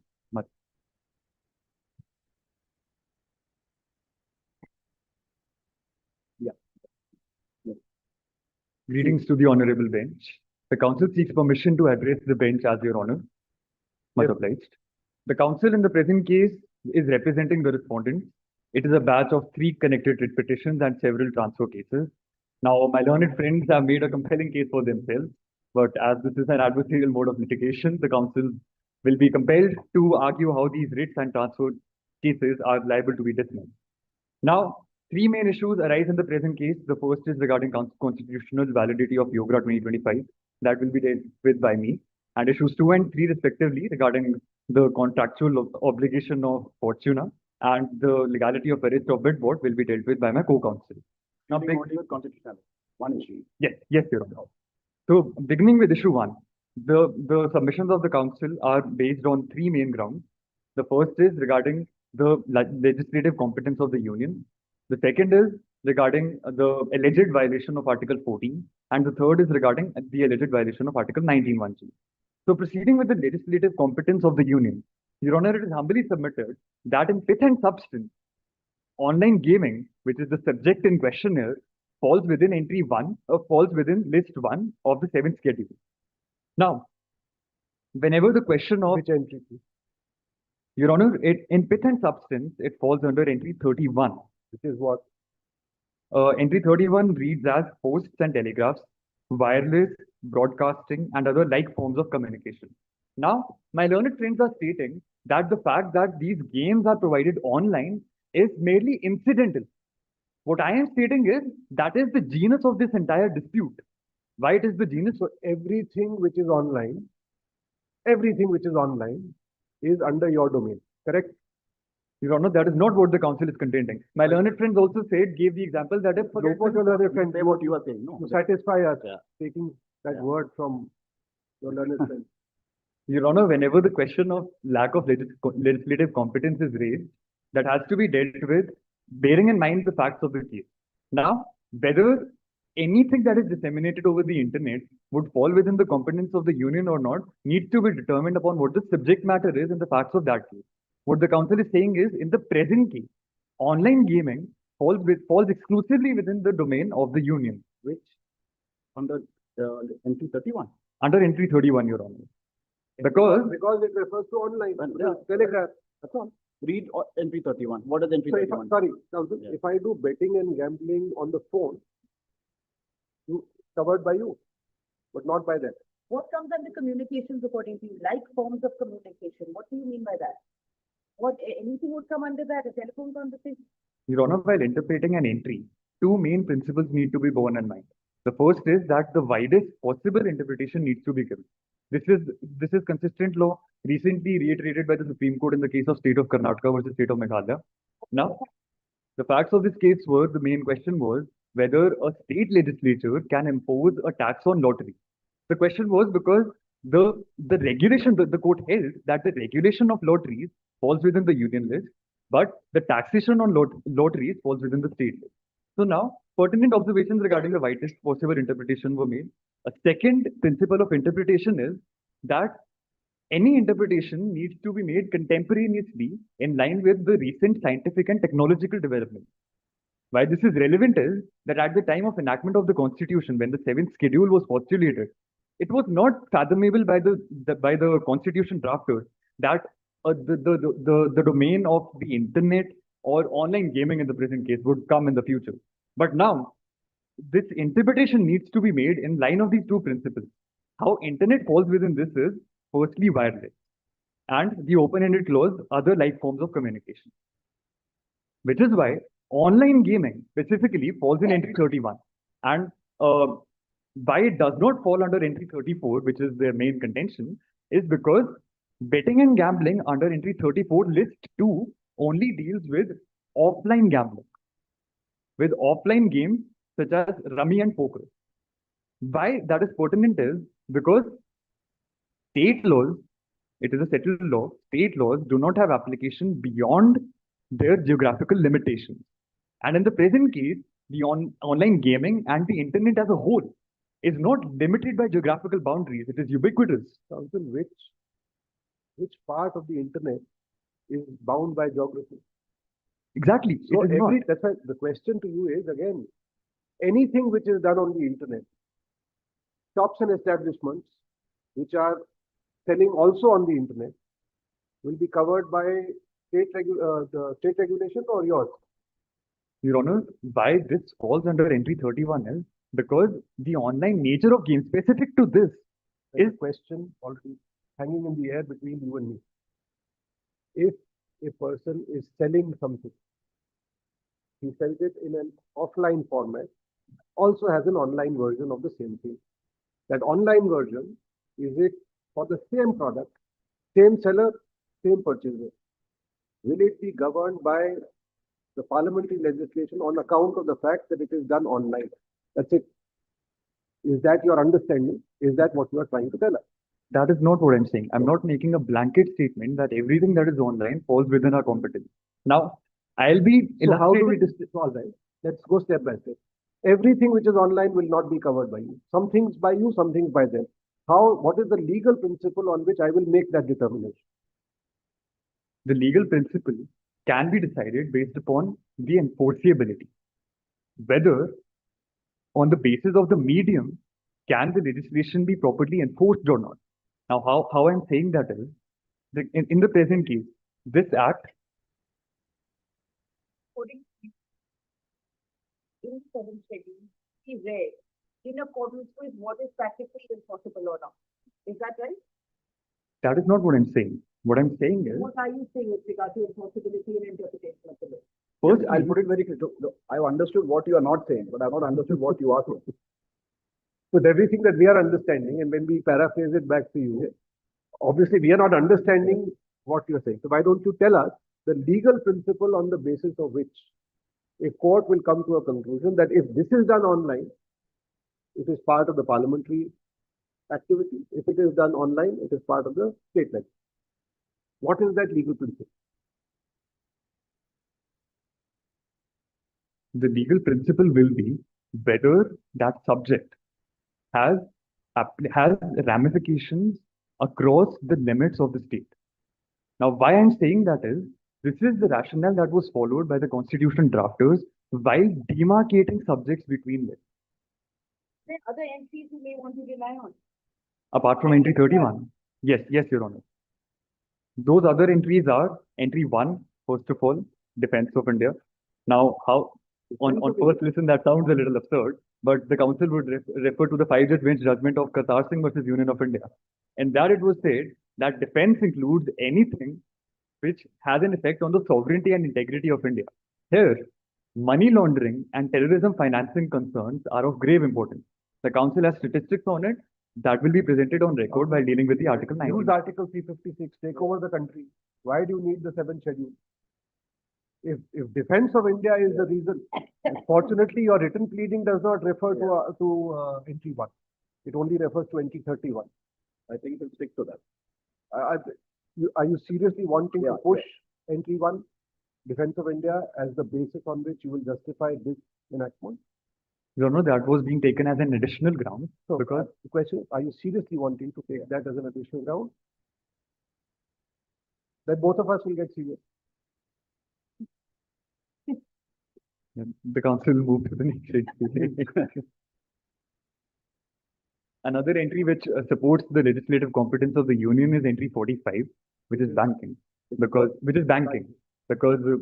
this act seeks to regulate financial transactions which relate to online money gaming services. See, I'll put it this way, and no, I'm just looking at random entry. State list, entry 31 is an innkeeper, the state subject. Right now, tomorrow something activity happens online. Are you going to have a law saying that okay, now it's online?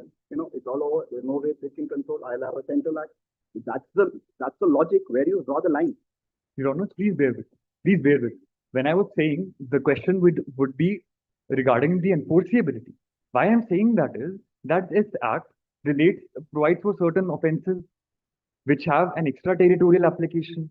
Now, considering the facts of the present case, Bidbot travels to a foreign country and commits an offence within the provisions of this act. Would you like to go to Bidbot Council? Your Honor, that will be dealt with by my co-counsel. I am illustrating why. Open doors and we will walk in. I am merely illustrating why the enforcement question is important. Because don't go to Bidbot then. That is your reference to banking fees. How do you say that this is a banking activity? this is a In bank. what way? Because Are you an NBFC? Do you have a banking license? Meaning, do they have a banking license? Are they an NBFC? Are they lending money to anybody? How do you classify it as a banking activity? Your Honor, Section 7 imposes a blanket restriction and a direction to all banks, financial institutions, and any other person dealing in financial transactions to not enable any transactions relating to online money gaming services. That's precisely the round of challenge, that at the end of the day, you are telling the banking industry that they cannot fund or be part of a legal activity. Called an online money gaming service. So they defined it. 7 itself shows as a difference between the financial institutions and banking institutions and the online gaming services. You are now saying it's one and the same. No, Your Honor, that is not what I'm saying. The council is referring to different entries because of the concept of composite legislation. This was held in a case that to prove the legislative competence, reliance can be placed on different entries. Now, that is what the council is doing. And the main argument of the council still stands. Makes sense. You don't meant to defend. So different entries which Now, relate to why don't we focus now? Let's leave the legislative competence aside for a moment. Let's come to the meat of the matter. You are now regulating online gaming, money game service, correct? Yes. While doing so, effectively, you are also entering online games. You're choosing not to regulate it for the present moment, but you are defining what an online game is. And then you are outlawing the online money game. Your Honor, just one last submission with respect to legislative competence.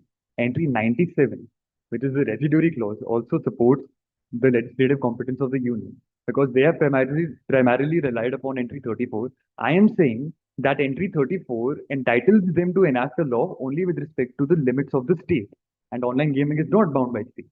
Now, it is a settled law that if the legislative competence cannot be traced to any of the entries in the state list, then it by virtue of entry 97 falls within the residuary clause. This is read with Article 240.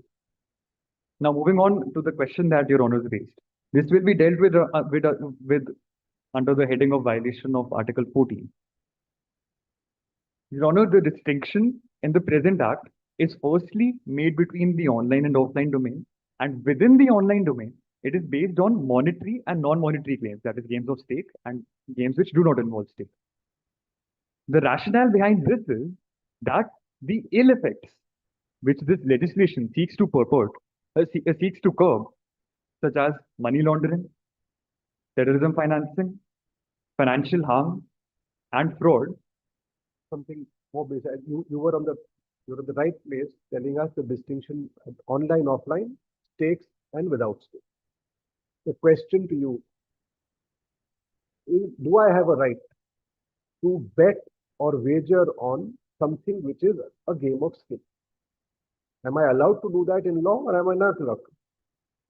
Your Honor, firstly, the individuals who are investing in these games do not have fundamental rights, are not entitled to claim protection of fundamental rights in this issue. How I'm saying that is, they fall under the category of hobbyists. The people who are playing these games don't have fundamental rights. They cannot I'm say. just repeating your own submission back. I'll explain it a little. What I was saying was that they cannot claim that because Yogra imposes a ban on online money games, their fundamental rights are being violated because they fall in the category of hobbyists. Now, this hobbyist concept was discussed by the Supreme Court in the Internet and Mobile Association of India case regarding the ban on cryptocurrencies. They said that hobbyists are people who invest into cryptocurrencies as a mere hobby. They are not entitled to raise the ground that their right to business has been violated or their Article 21 has been violated because it is not their profession. They are engaging in it as a hobby. I thought you were focusing on 14 and not 19. Your Honor, because Your Honor asked the question that we are still on 14. Yeah. The question is still on 14. Yes. Do I have a cricket match going on? I want to bet or wager here. Can I do that legally, legitimately? Do I have a fundamental right to say what is on a game of skill that I am playing? Your Honor, Article 19(1) regarding the Article 14 argument, why I was referring to the ill effect is because these directly flow only from the money game, from the monetary aspect. These are not attached to the non-money games. That is why this distinction has been made. Can I play rummy outside in my house? Do I have fundamental rights to play game of skill? Supreme Court has held. Do I have right to play rummy in my house with my friends? that Yes or no? When you ask me a Yes, question, be yes. specific. Don't just go all over the place. Yes Yes. or no? Yes. Yes. Can I do so in a public place? What stops me?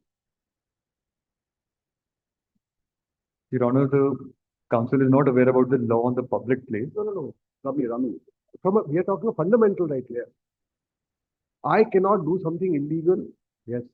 So has Rummy been declared or game of skill? There was an attempt made to declare it illegal. That has been thwarted. The court says, yes, if it is a game of skill, you are entitled to play. You're also entitled to put money into it. If that is so, why am I not entitled to put money into it in an online version? And assume there's a closed group. 5 people, 5 friends get together and have a subscription model which is allowed in a social gaming scenario. But I also do the stake. I'm all within the same stake. Your Honor, this legislation is not against the established jurisprudence on games of skill. The council is well aware about the string of cases starting from R&D Chamar Bogwala. Why it is not in derogation is that we are not contending that these online games of skill are not entitled to protection under Article 19(1). They enjoy the protection, but every protection that is granted under this right is amenable to, is bound by the restrictions under Article 19(6), under reasonable restrictions. How is that classification that I can subscribe, pay them money, subscribe to a service where 5 of my friends, we all put money in and we all play Rummy together. The only difference being, which is legal according to you under the Act. You can do that. You cannot, however, reward the winner of that game with any money. Why is this a reasonable classification according to you? Your Honor, the monetary aspect comes from the way of investment and not from the way of prizes. Amount of money any. And your question is that why is it legal in the offline domain? My question. It's a reasonable classification. There is a classification in the Act says, just like Mr. Agarwal was asking you, that you can be with a group of friends, pay a subscription and play Rummy online. That is allowed under the Act, or is it not according to you? The Rummy being a game of skill and involving money is not allowed. Whenever the monetary Online social game, what do you think? when the monetary stake is not involved. Correct. Yes, when the monetary stake is not involved, that is not an issue. But can the platform on which we're playing Rummy ask for money from us to subscribe to it? Is that allowed? The council Read seat. the definition of online social game. That's what we are. 2I or 2 or whatever I. May I please grab the copy of 2I.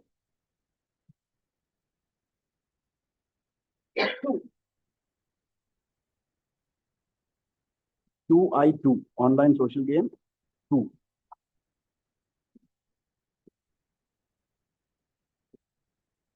That may allow access through payment of a subscription fee or one-time access fee, provided that such payment is not in the nature of a stake or wager. So, which is why I'm asking 3 of us to pay the subscription fee, enter your platform and register for Rummy, right? Then from this, it appears I can play it. The question to you, in addition to that, if I wager on that, even though it's a game of skill, you are saying it cannot be done. What is the basis of that distinction is what we ask. The basis for that is that the subscription fee is a fixed fee. It may be 500 or 1,000. That is charged for accessing those services. But when it goes into the realm of investments, then the pernicious evils start coming in of financial fraud and so on and so forth. It's a morality legislation. It is not solely a morality legislation. It has been done bearing in mind the social economic effects it is having. All right. And Your Honors, the council was discussing. So why don't we ban betting and gambling forever for everything? Yeah? Offline does not have the same pernicious problem. Offline has the pernicious problems. I am reiterating my argument that what is exclusive to the online domain is the threats of money laundering and terrorism financing and so on and so forth. The council has ready, firstly, a report by the Financial Action Task Force 2025. Now, this is the international watchdog body that deals with all money laundering and terrorism financing concerns. Money laundering cannot be the bodyguard for, stepping into state entries and enacting. That is, justification for everything, but we are asking in law. Even apart from that, Your Honor, Yeah. even the addiction and financial ruin concerns, they are also highly exacerbated in the online domain. These are studies and these are case studies which have been reported in reputed credible journals such as the Indian Journal of Psychology, which hold that online money games are more pernicious because they are more accessible, addictive, and affordable. The average age of online money gamers is much younger as compared to those who play them offline. And because they're younger, it leads to poor impulse control and poor decision making. This can be illustrated from the facts of the case as well. But as a state, have you banned everything that is pernicious according to you? Is alcohol pernicious? Alcohol is highly regulated and restricted. You have not banned. So, and that's what gets us to, was there no other way but to ban? We don't want to get into policy decisions, Okay. but we must definitely address ourselves to, is Okay. this a reasonable way to control? Now, this is us going into the Article 19(1)(g) argument, whether the prohibition is violative or not of Article 19(1)(g). Your Honor, at the outset, the Council would like to flag that this is a writ petition filed by Yogi, which is an association of online money gaming corporations. It is submitted that it is a settled law that corporations are not entitled to protection under Article 19. This is the law ever since State Trading Corporation, which was a 9-judge bench. This is found in the compendium as well, if Your Honors may want to read it. Yeah. The second flag.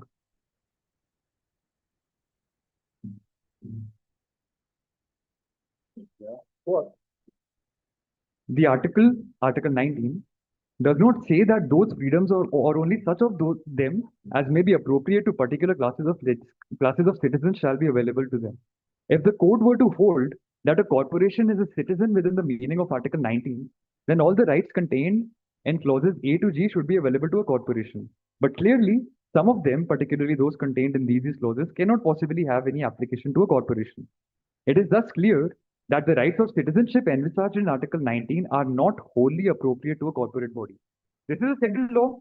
It was referred by a 5-judge bench in 1964. It was referred by a 3-judge bench in 2011, more recently in a 2022 case as well. That is just what the Council wanted to flag. Now, secondly, while lesser restrictive alternatives were not possible, What? they have stated that alternatives such as age gating, monetary limits, time limits, and KYCs should have been enacted. Your Honor, it is submitted that these lesser restrictive alternatives were already in place. They were already in place, but the evils were still running rampant, which illustrates my point that these lesser restrictive alternatives are not sufficient to curb these evils. And this prohibition is bearing in mind the socio-economic milieu of the country right now. Right now, if Your Honors may refer to paragraph 3 of the Moot proposition, it states that firstly, 65% of the people of India, of YouTube, are young. The country has a young demographic, and all of them are not digitally literate. They've got a working knowledge of influencer culture. They do not understand the algorithms based on how these online money games work. So right now, it is highly pernicious. It is inherently pernicious to let these games operate. Say 30, 40, 50 years down the line, if this social economic milieu changes, because law is a wheel of change, we can omit these sections which ban these online money games based on skill. The question again is, in this, according to me, game of skill versus game of chance distinction is not there. Online versus offline, you not, that distinction is there. So the question is, when you are make pernicious, maybe, for the sake of argument, I'm agreeing with you. Even then, the question is this blanket ban the solution? Yes, that is what I'm saying. Because lesser restrictive alternatives, all of the alternatives that the petitioners themselves have listed, they're already in place and they're not sufficient. That is, the council has placed on record statistics about addiction, about money laundering, about financial ruin. They are still in place. All right. So, Another 3 minutes and tell us if there's any specific issue you want to be. Lastly, Your Honor, they've made a claim regarding violation of Article 21. Now, as the council has already stated that individuals who are merely playing this as a hobby are not entitled to raise violation of fundamental rights in the present case. And apart from that, I think one last argument regarding the uh, reasonableness, the legality of the prohibition is that whenever a prohibition is imposed in furtherance of the directive principles of state policy, there is a heavy presumption in favor of it being reasonable. Now, the directive principles which are relevant to the facts of the case are, firstly, Article 37, public welfare. The council has already elaborated in detail how this is affecting the society as a whole.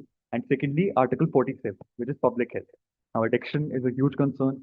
World Health Organization during COVID had designated addiction to gaming as a disorder. So, in line with this, the council humbly submits that the union has the requisite legislative competence under entry 31, read with entry 97 and several other entries to enact this law. Secondly, the distinction between the monetary and non-monetary aspects of the games and online and offline aspects is not violative of Article 14 because it bears a rational nexus to the objects of the act. Thank you. Much obliged, Your Honor. Much you. obliged. Your macro counsel will be coming now.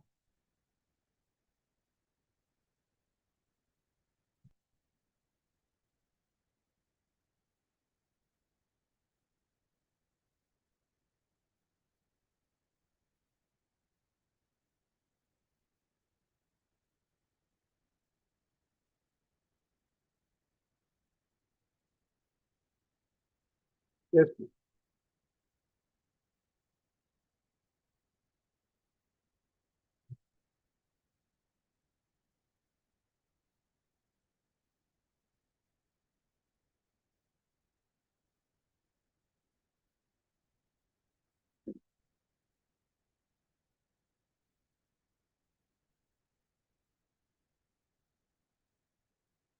Your Honor, issue number 2 relates to the contractual obligation with Fortune, and counsel is representing Fortune itself. Your Honor, I will be firstly submitting on 4 grounds, Your Honor. Firstly, that the withdrawals were conditional and not absolute.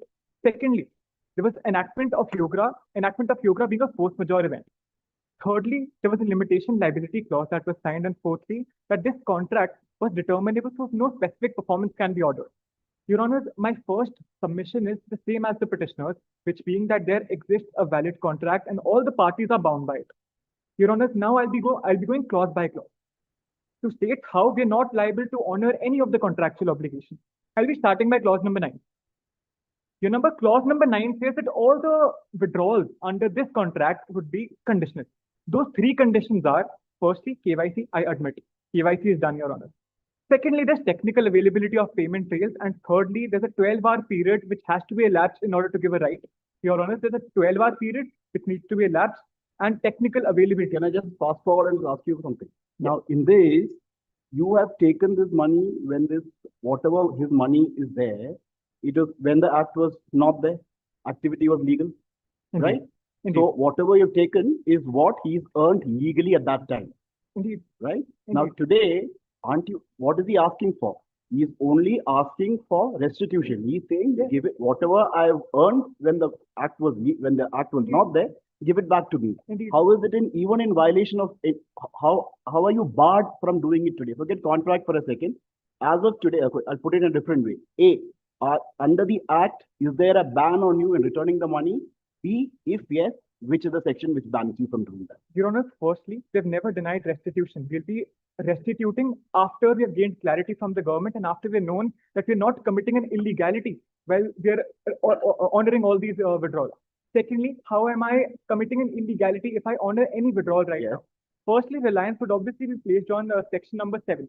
Your Honor, I know the interpretation that Your Honor is going with is different from my interpretation, but I'll be referring on the word any transaction or authorization of funds towards this money gain. So authorization in this case has to come from both sides. This any transaction or authorization, the words are very broadly worded in line with the objects of this act, which is to prevent financial crimes and other things also, financial ruin. I understand that. Your Honor, secondly, I'll also be placing reliance on section number 5. Your Honor, section number 5 is a very inclusive section. Mhm. No person shall offer, aid, abet, induce, or otherwise indulge or engage in the offering of online money game and online money gaming service. Now I'll be referring to online money gaming services definition. Mhm. It's not that simple, Your Honor, because online money gaming service means a service offered by a person for entering or playing the online money game. Any service for playing the online money game. So this includes flow of consideration from two sides. One from the user to the game, and second to the game to the user. So all in all, what this legislation says is, yes, Your Honor.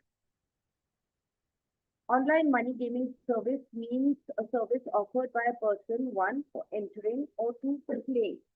Yes. How are you adding a third leg to it, saying that refunding the money or allowing somebody to withdraw their money amounts to this service? The service is to enter and play. Yes. Exit is not counted here. Therefore, you are reading that somebody wanting to exit your portal, not pay anymore, not play anymore, and take their money back or redemption of their existing money with you or their tokens with you constitutes a online money gaming service or funds towards a money gaming service. Sure. I would say that this has nothing to do. This would only be if you want to play, not if you want to retain. Your Do you Honor, not think it would be unjust enrichment for you to retain people's money if your portal is not allowed to provide these services anymore? Your Honor, at the onset, I would refute all allegations of unjust enrichment because I'm not keeping all this money. I'll be refuting it if I prove that I'll be committing an illegality by refunding all this money. Secondly, the word playing is an overranging word, Your Honor. Playing should include and does include everything that this money has to do with, or that game has to do with. If somebody uses VPN and plays this game in your country today, maybe you can say also, right? This is a person who's played this game and made money before this act came into being. So whatever sections you read now, I can't see any prohibition in returning the money. Your Honor, playing is not the problem. All the obligation that this act puts on is on the online money gaming services. So what this act does is it puts on hold to all the functions of this online money gaming games and the gaming services. So once Your Honor's withdrawal, I humbly plead, is part of that service. It has to be brought. How? Your Honor, You're saying it, we'll have to look. how do you justify it? You saying it does not make it correct. No, where do you see it here? Are you barred from sending demand drafts to each of the users, returning their money? That cannot be done because the contract itself states that there's a process of withdrawing. That process has to be followed, and that process is now illegal. That is my submission. And if you look at the object of the act, we have to prevent all kinds of tax evasion, money laundering, terrorism financing. Though I know Your Honor does not want to. When you took the money, you didn't have these concerns. We did have these concerns, but then it was not illegal. No, not that. Not, I'm just saying. I'm just trying to not. I understand, Your Honor, I understand. Yeah. But my contention is once the government states, and indeed, Your Honor, if the government does give clarity on this, we'll obviously be obliged to honor all these withdrawals. But right now, the contract itself stops us. So I'll your be concern is to assist the state in clamping down on money laundering. absolutely, That's what absolutely, you did as a private absolutely. company. And even if you leave aside this law, even No, if you but leave, as a private company, who tasked you with this role? Your Honor, therefore, I was interpreting the contractual provisions first. I was saying, does a right accrue first? If there's a right, then we'll be liable to withdraw. If there's no right to withdraw in the first place, then what are we to withdraw? Therefore, I'm interpreting these contractual provisions first. Show us the Yes, contract. yes. I'll be dealing with clause number 9 first. 3 conditions of a successful withdrawal, Your Honor. Firstly, KYC, done. Secondly, technical availability of payment rails, which was not available before 11:46 p.m. as established. After 11:46, there remained an 11-hour period during which withdrawals had to be done. But the processing of this requires 12 hours. So any breach that could have been committed would have been committed after the 12-hour period was elapsed. In this case, it was not.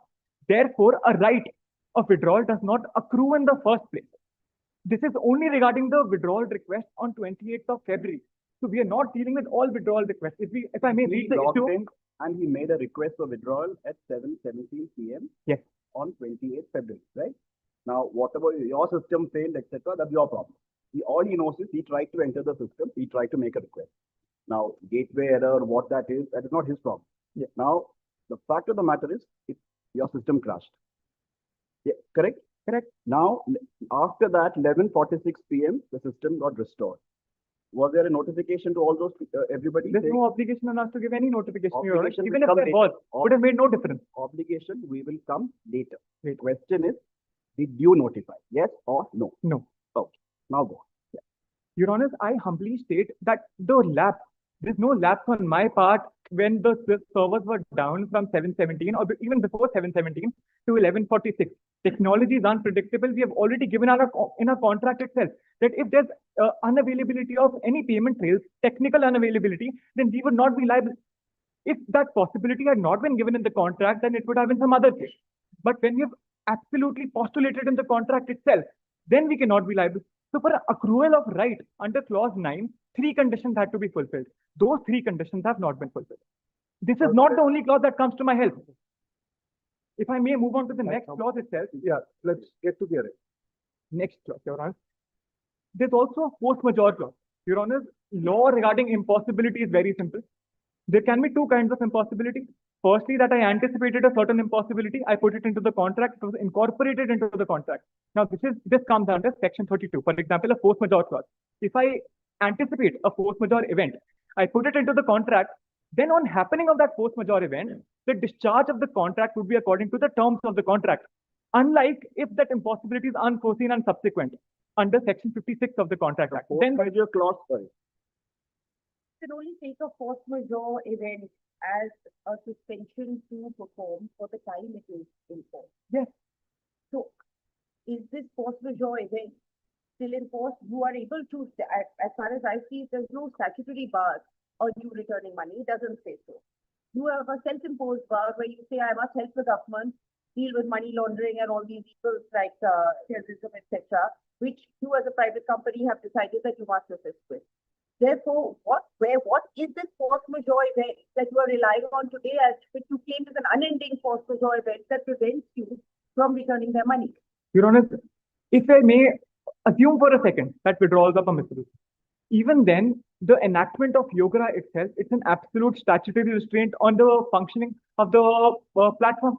Once there is a restriction, this force majeure event comes into action on its own. In any case, if the government or the judiciary does put any prohibition upon us, then we'll be entitled to invoke this force majeure clause. This is my submission. So once there's any restriction on the platform, we'll be entitled to invoke the force majeure clause, and the impossibility would be according to what you're saying is that if you are provided clarity either by the government or by the court that you can give the money back, you give the money back. At this stage, I submit that clarity is irrelevant. Your Honor, why I say this? Right of the petitioner to get their money back, yet you are saying my hands are tied because the government is not allowing me to do it. Is that your argument? Or is it that they are not entitled to because they missed the window and now you are not going to be returning their money? Do they have a contractual right or not? First answer, yes, no. They have no contractual right. My previous argument was only an answer to Your Honor's question whether withdrawals are permitted or not permitted. No, you started by saying that if there is, right now there is no clarity, if you get clarity, you have no problem returning the money. But then your other argument is, they are not entitled to the money. And I stated that I'll be relying on 2 things. Yes, First is, Counsel, Your Honor, I'll be relying on the force majeure clause. No, one thing. You have the money, Indeed. their hard-earned money to gamble. If you were to be liquidated, who will that money go to? Your Honor, I won't go to the extent of liquidation. Firstly, You I have would no say, other reason to exist, counsel. when I say, Your Honor, free games are still allowed, and social games are also allowed, which I am also offering. Firstly, when I say that I'll be seeking clarity from the government, this is regarding the regarding the ban that has been put on us. In case this petition is successful and this restraint is lifted, then the temporary nature of the force majeure event would be lifted too. And then the force majeure clause would not be invoked and all the withdrawals would be permitted. This is my only argument. Okay. Clarity refers to, If the government tells you, you are banned, but you are allowed to give money back, are you going to give the money back, yes or no?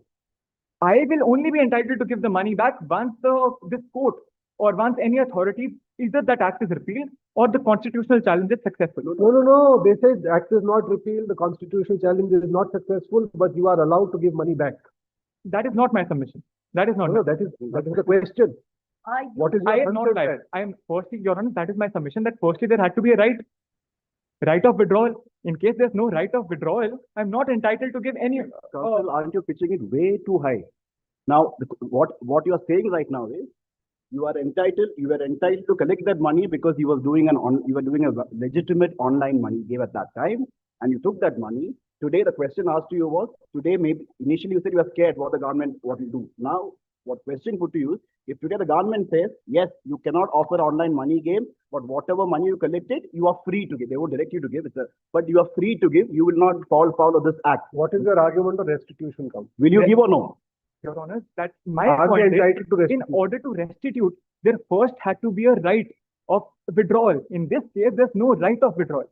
If I may detail out on this, Your Honor. Why is there no right to withdrawal? Firstly, because the three conditions under clause 9 are not fulfilled. Secondly, because there's a force majeure clause that is. When the government says you are entitled to give it back. Your Honor, see the wording of the force majeure clause. Your Honor, if I may point to the Will force majeure clause. will force majeure affect the right or the right's implementation? The concept of force majeure, does it stop the right from? Implementation, the performance. So the very fact that you are saying there's a force majeure presumes that they have a right. Your Honor, that is not. Yes or no? I submit, yes. Yes. Yeah. So they have a right. Your Honor, force majeure. So they have a right. Your force majeure is the government is telling me I can't remit this money. My force majeure clause is that they've enacted a law due to which my operations are at a standstill. Correct. Due to which I cannot honor any withdrawals, if any. If any. That's my submission. Crossed, counsel, but you say they have a right. That if any be crossed it. And what part of the force majeure prevents you from refunding money? Your Honor, if that is If the why I'm government- diverting. Yes, you can do it. If I'm- Force majeure is over. If I may divert the attention of Yeah, Your just Honor, read to the the force force majeure clause. Yeah. That you will have to divert it. Yes. If Fortuna is formally restrained by a competent authority from conducting its business, it does not say from conducting the withdrawals. Overall business, Your Honor, the force majeure event here is, Read fully. Yeah. yes, and operations, it may suspend user withdrawal for a period not exceeding 24 hours from when such restraint is lifted. So in case this restraint is lifted in the future, obviously, if there were any rights that were accrued, they would have to be honored. But in this issue, we're only talking about the rights on 28th of February. We're not talking about all the withdrawal requests. All right, counsel. Let's get to the more tricky question. Big boss. Bid bond, indeed. If Your Honor is satisfied on a. Yeah. Again, you're giving him that, he's waiting for you to say that. And you're, Satisfied or not, Indeed. Your Honor, as happens in real court. I'll make sure to not do that in real court, Your Honor. Issue 3, there are certain factual matrix that needs to be discussed before I say whether it amounts to advertising or not. The influence, Let's assume it's advertising. Let's we assume cannot you assume have, it. you have extraterritorial powers. Okay, Let's start there. then we're conceding that it is What advertising. offenses you Counsel, commit? Section 6. counsel, Read with Section 9 of Yoga. section. Your Honor, the arrest has been made under Section 9, which penalizes an offense under Section 6 of Yoga. All right. So any advertising, Is it bailable or not bailable? it's bailable, Your Honor. cognizable, not cognizable. Non-cognizable. Then what is effect in law? What is the cognizable offense? Honor, in any non-cognizable offense, a warrant. Yes. A warrant is required to affect an arrest if it's a non-cognizable offense. Do you have a warrant? All procedural compliances are done with this is the clarification say, but I'll also rely on another section in the Yoga itself. You're on the section number 16. If I may, 16.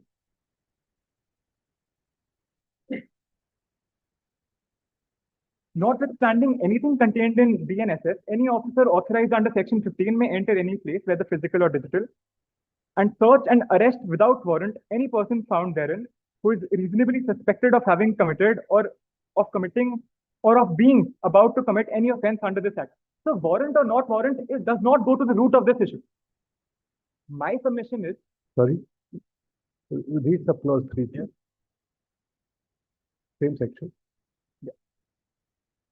the provision of BNSS shall, subject to the provisions of this section, apply as so far as in relation to any entry, search, arrest made under this section. Your own section 10 says that 5 and 7 are cognizable and non-bailable. Yes, but yes. Automatically 6 is likely to be non-cognizable bailable. The only way to test that is BNSS in the schedule It is 2 years, it is non-cognizable bailable. Yes. 16(1) is not going to bring it back into being cognizable. I would like to see a clarification on how 16 would not be applicable on section 9 and 6. Because section From whom are 16, you seeking clarification? I apologize. But section 16, I humbly apologize. No problem. Yes. We are used to. Yes. Section 16 applies on whole of yoga. Yoga being a special act, BNSS being a general act, this provision would apply over BNSS. And Your Honor, even if warrant was issued or not issued, that does not make a difference because the clarification to the Moot provision say that all procedural compliances were done with. Fair enough. Your Honor, now jurisdiction to challenge an arrest under a special act or before the Supreme Court or the High Court under writ jurisdiction. Your Honor, I submit it is very, very limited. It can be done if there's if any constitutional safeguard is not given or any procedural compliance is not done. If all procedural compliances are done, a person cannot directly go to the High Court or the Supreme Court and challenge that arrest, and especially not when it is made under a special act, because the court has time and again said that in special acts, the court has to be very, very careful while interfering with investigations firstly and jurisdiction of the trial court. And sufficiency of evidence further cannot be an issue before this court. Also, what is the necessity of arrest here? Necessity of arrest. Is necessity of arrest something that the courts can look into? I humbly submit that this is a bailable offense, Your Honor.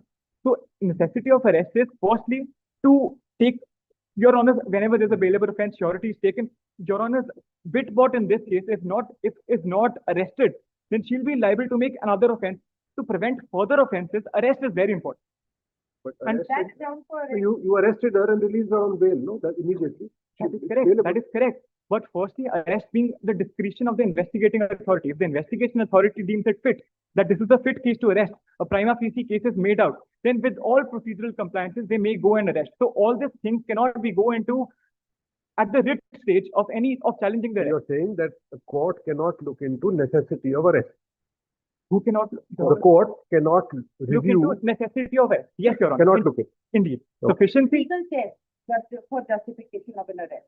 Your Honor, in cognizable offenses, it's a different offense that there has to be a lot of reasonable suspicion and a reasonable complaint has to be made under section 35 BNSS or 41 CRPC.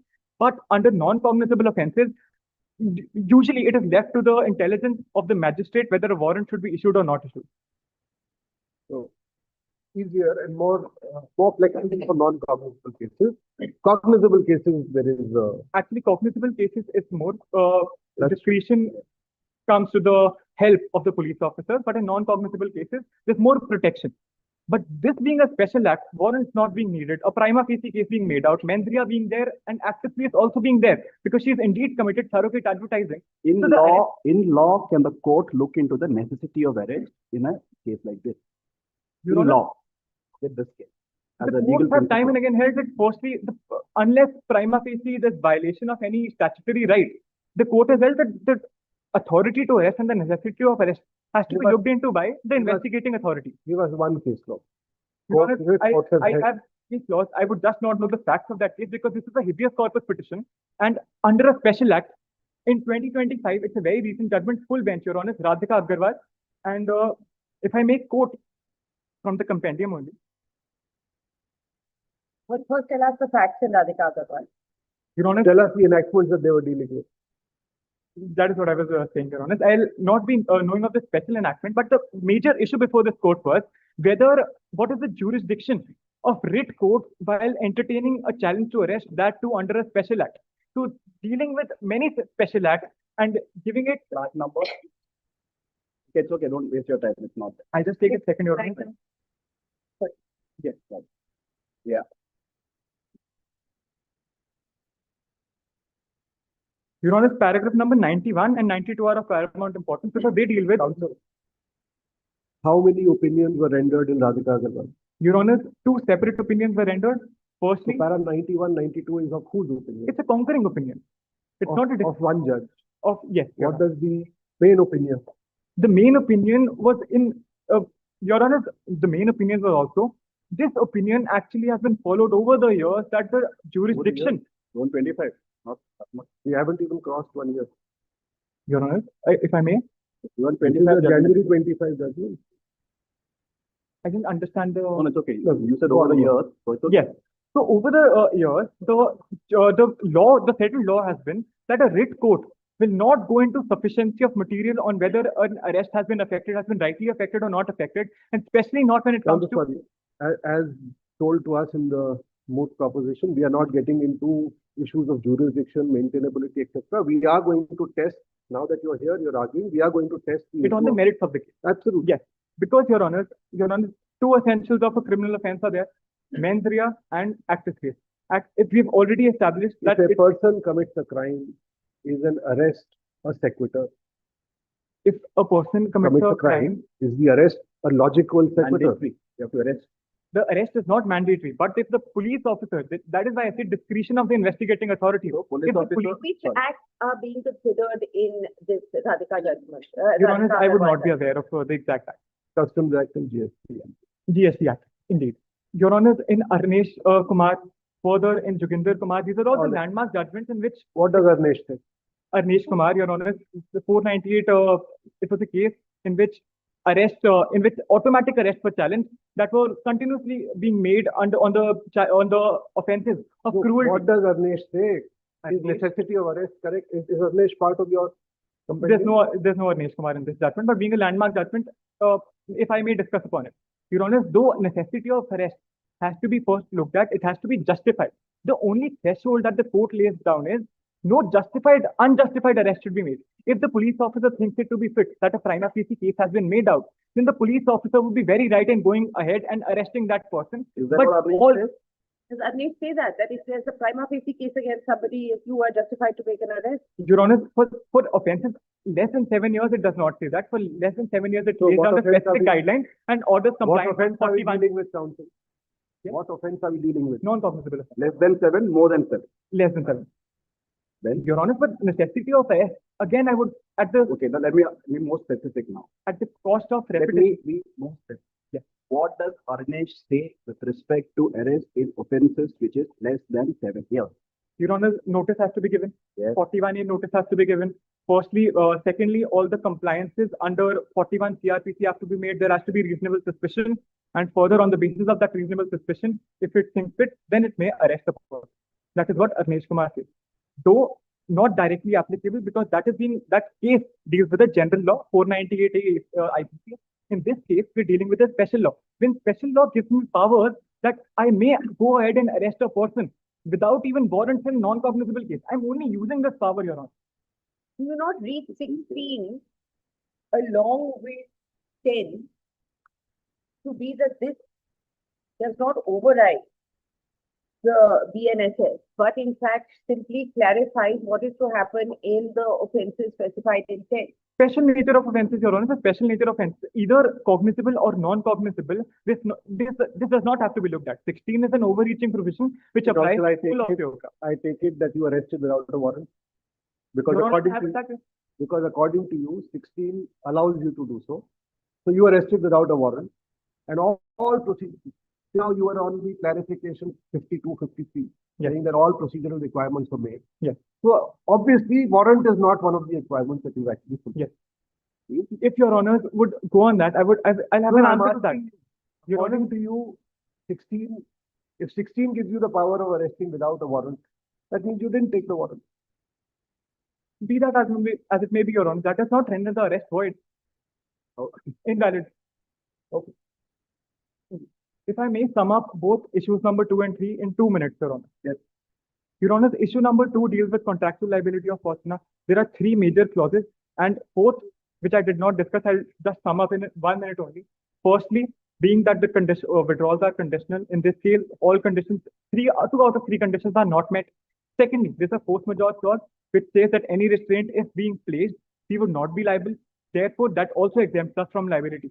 Third clause would be that in case of any losses that the users occur on solely on this ground that there has been a restraint, in that case we would also not be liable. If Your Honors need case laws to back this clause and if Your Honors think this is an unfair clause, I would have that case law too, but obviously on basis of extension of time.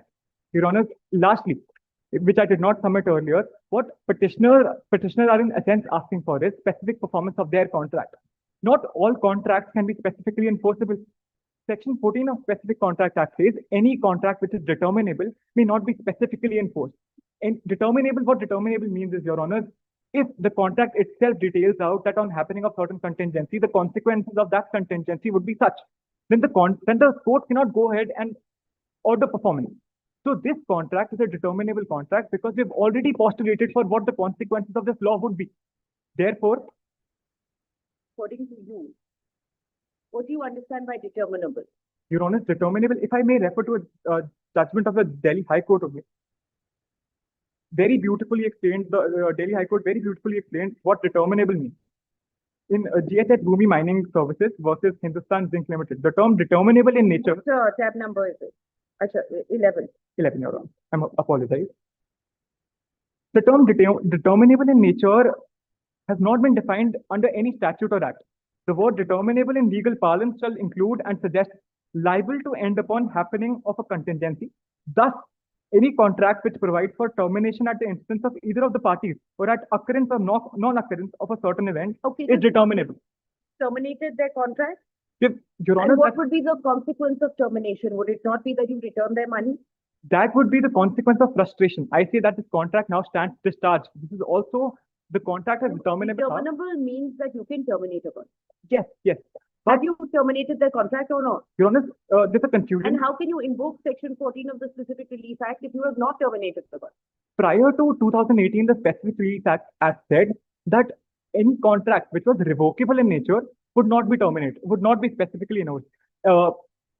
After 2018, the word revocable has been changed with now determinable. So that confusion, this is the answer to your question. Then now the specific relief regime as such, then whenever I entail consequences to certain contingencies, then also the contract would be determinable in nature. And therefore I say that no contractual obligation needs to be honored. And further, the arrest, if I may sum up the arrest also, Your Honor, although I think we've dealt with it. I've dealt with it. Yeah, Thank you very much. Thank you. Yes. Honor to be arguing before the bench. Right. Lordships, we have very few rebuttals, which I'll quickly summarize. Lordships, our first rebuttal is that the counsels on behalf of respondents submit that application of entry 34 has to be seen in a contemporaneous context wherein online nature of these activities has also come into picture. The Lordships, it is submitted that there's a judgment of Tamil Nadu High Court, Madras High Court of All India Gaming Federation versus State of Tamil Nadu, which has squarely covered that even online gaming can be regulated by the state itself under entry 34 of list 2, Your Lordship. And the next rebuttal is that the council has isolated Article 19 to mere corporations. Your Lordship, the violation of Article 19 in the present case is not merely claimed by corporations. Your Lordship, these corporations comprise of various individuals who are individually affected because their livelihoods are taken away, Your Lordship. These livelihoods are protected. The livelihood of practicing a real money online game based on skill is a legitimate occupation, Your Lordship, recognized by this honorable court, and that is taken away. That is the contention regarding Article 19, Your Lordship. It is not directly related to any corporation. Further, Your Lordship, the council has referred to Article 47 to substantiate that the power to legislate on public health rests with the Union Parliament.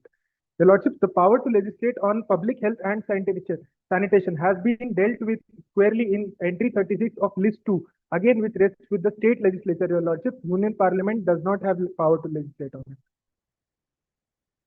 Your Lordship, my next rebuttal is that the respondents have submitted that after 7:17 p.m. when their platform was not active, the payment rails were not available. Your Lordship, the respondents in this case have confused payment rails with their own technical platform. Your Lordship, payment rails is the mode by which they process payments. Your Lordship, in this case being YPay payment interface that is applicable in the Republic of YouTube. Your Lordship, it is not synonym of their technical platform, Your Lordship, which crashed due to their own fault. Further, Your Lordship, he submitted in his argument that there was an absolute prohibition on his Your Lordship, he submitted that there is an absolute prohibition on his platform because of which he is not able to process requests. Your Lordship, in their own press conference, which was given immediately after the law came into picture, they themselves have stated that the platform will continue to function and offer esports and online social games, Your Lordship. The platform is still running. So the submission that the platform has an absolute prohibition on it is not correct, Your Lordship. Your Lordship, lastly, they've argued at length the frustration of contract. Your Lordship, the case of Energy Watchdog versus Union of India squarely says that frustration of contract does not apply to self-induced frustration. Your Lordships, in the present case, their platform has initiated an automated service restart when a mere 13% of their total number of users logged in at the same time. And therefore, Your Lordships, it cannot be said that they could not have anticipated that when they have so many users, a mere 13% count will log in at the same time, Your Lordships. That therefore we contend that this frustration is self-induced and will not come under the doctrine of frustration of contract under Section 56. Thank you. Thank Much you. obliged.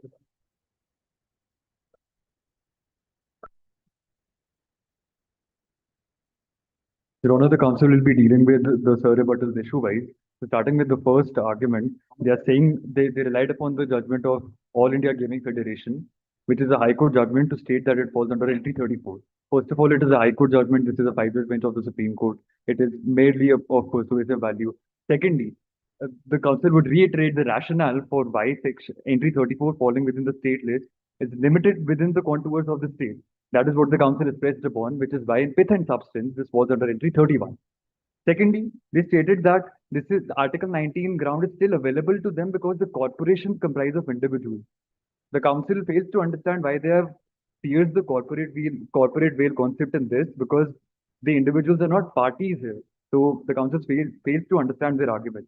Thirdly, that this legislation falls in public health. That is a mere incidental encroachment. And incidental encroachment is permissible in law. And pith and substance, again, it falls under entry 31, read with the residuary clause and banking and so on and so forth.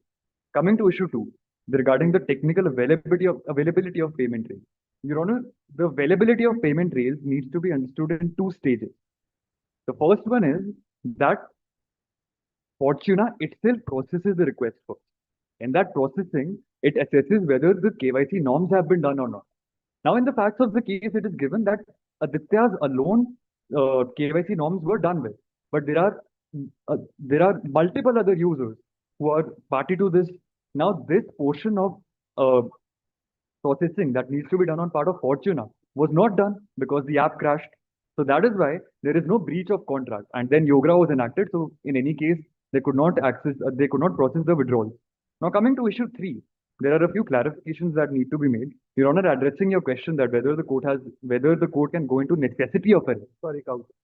In a sir rebuttal, are you answering a question that I asked your co-counsel during the main presentation? If Your Honor allows. I don't think that's allowed. Sir rebuttal has to be restricted to whatever the rebuttal was made by the other side. However, Your Honor. There's no question of going back to your main presentation. Much of it, much. It was an honor argument. Thank you.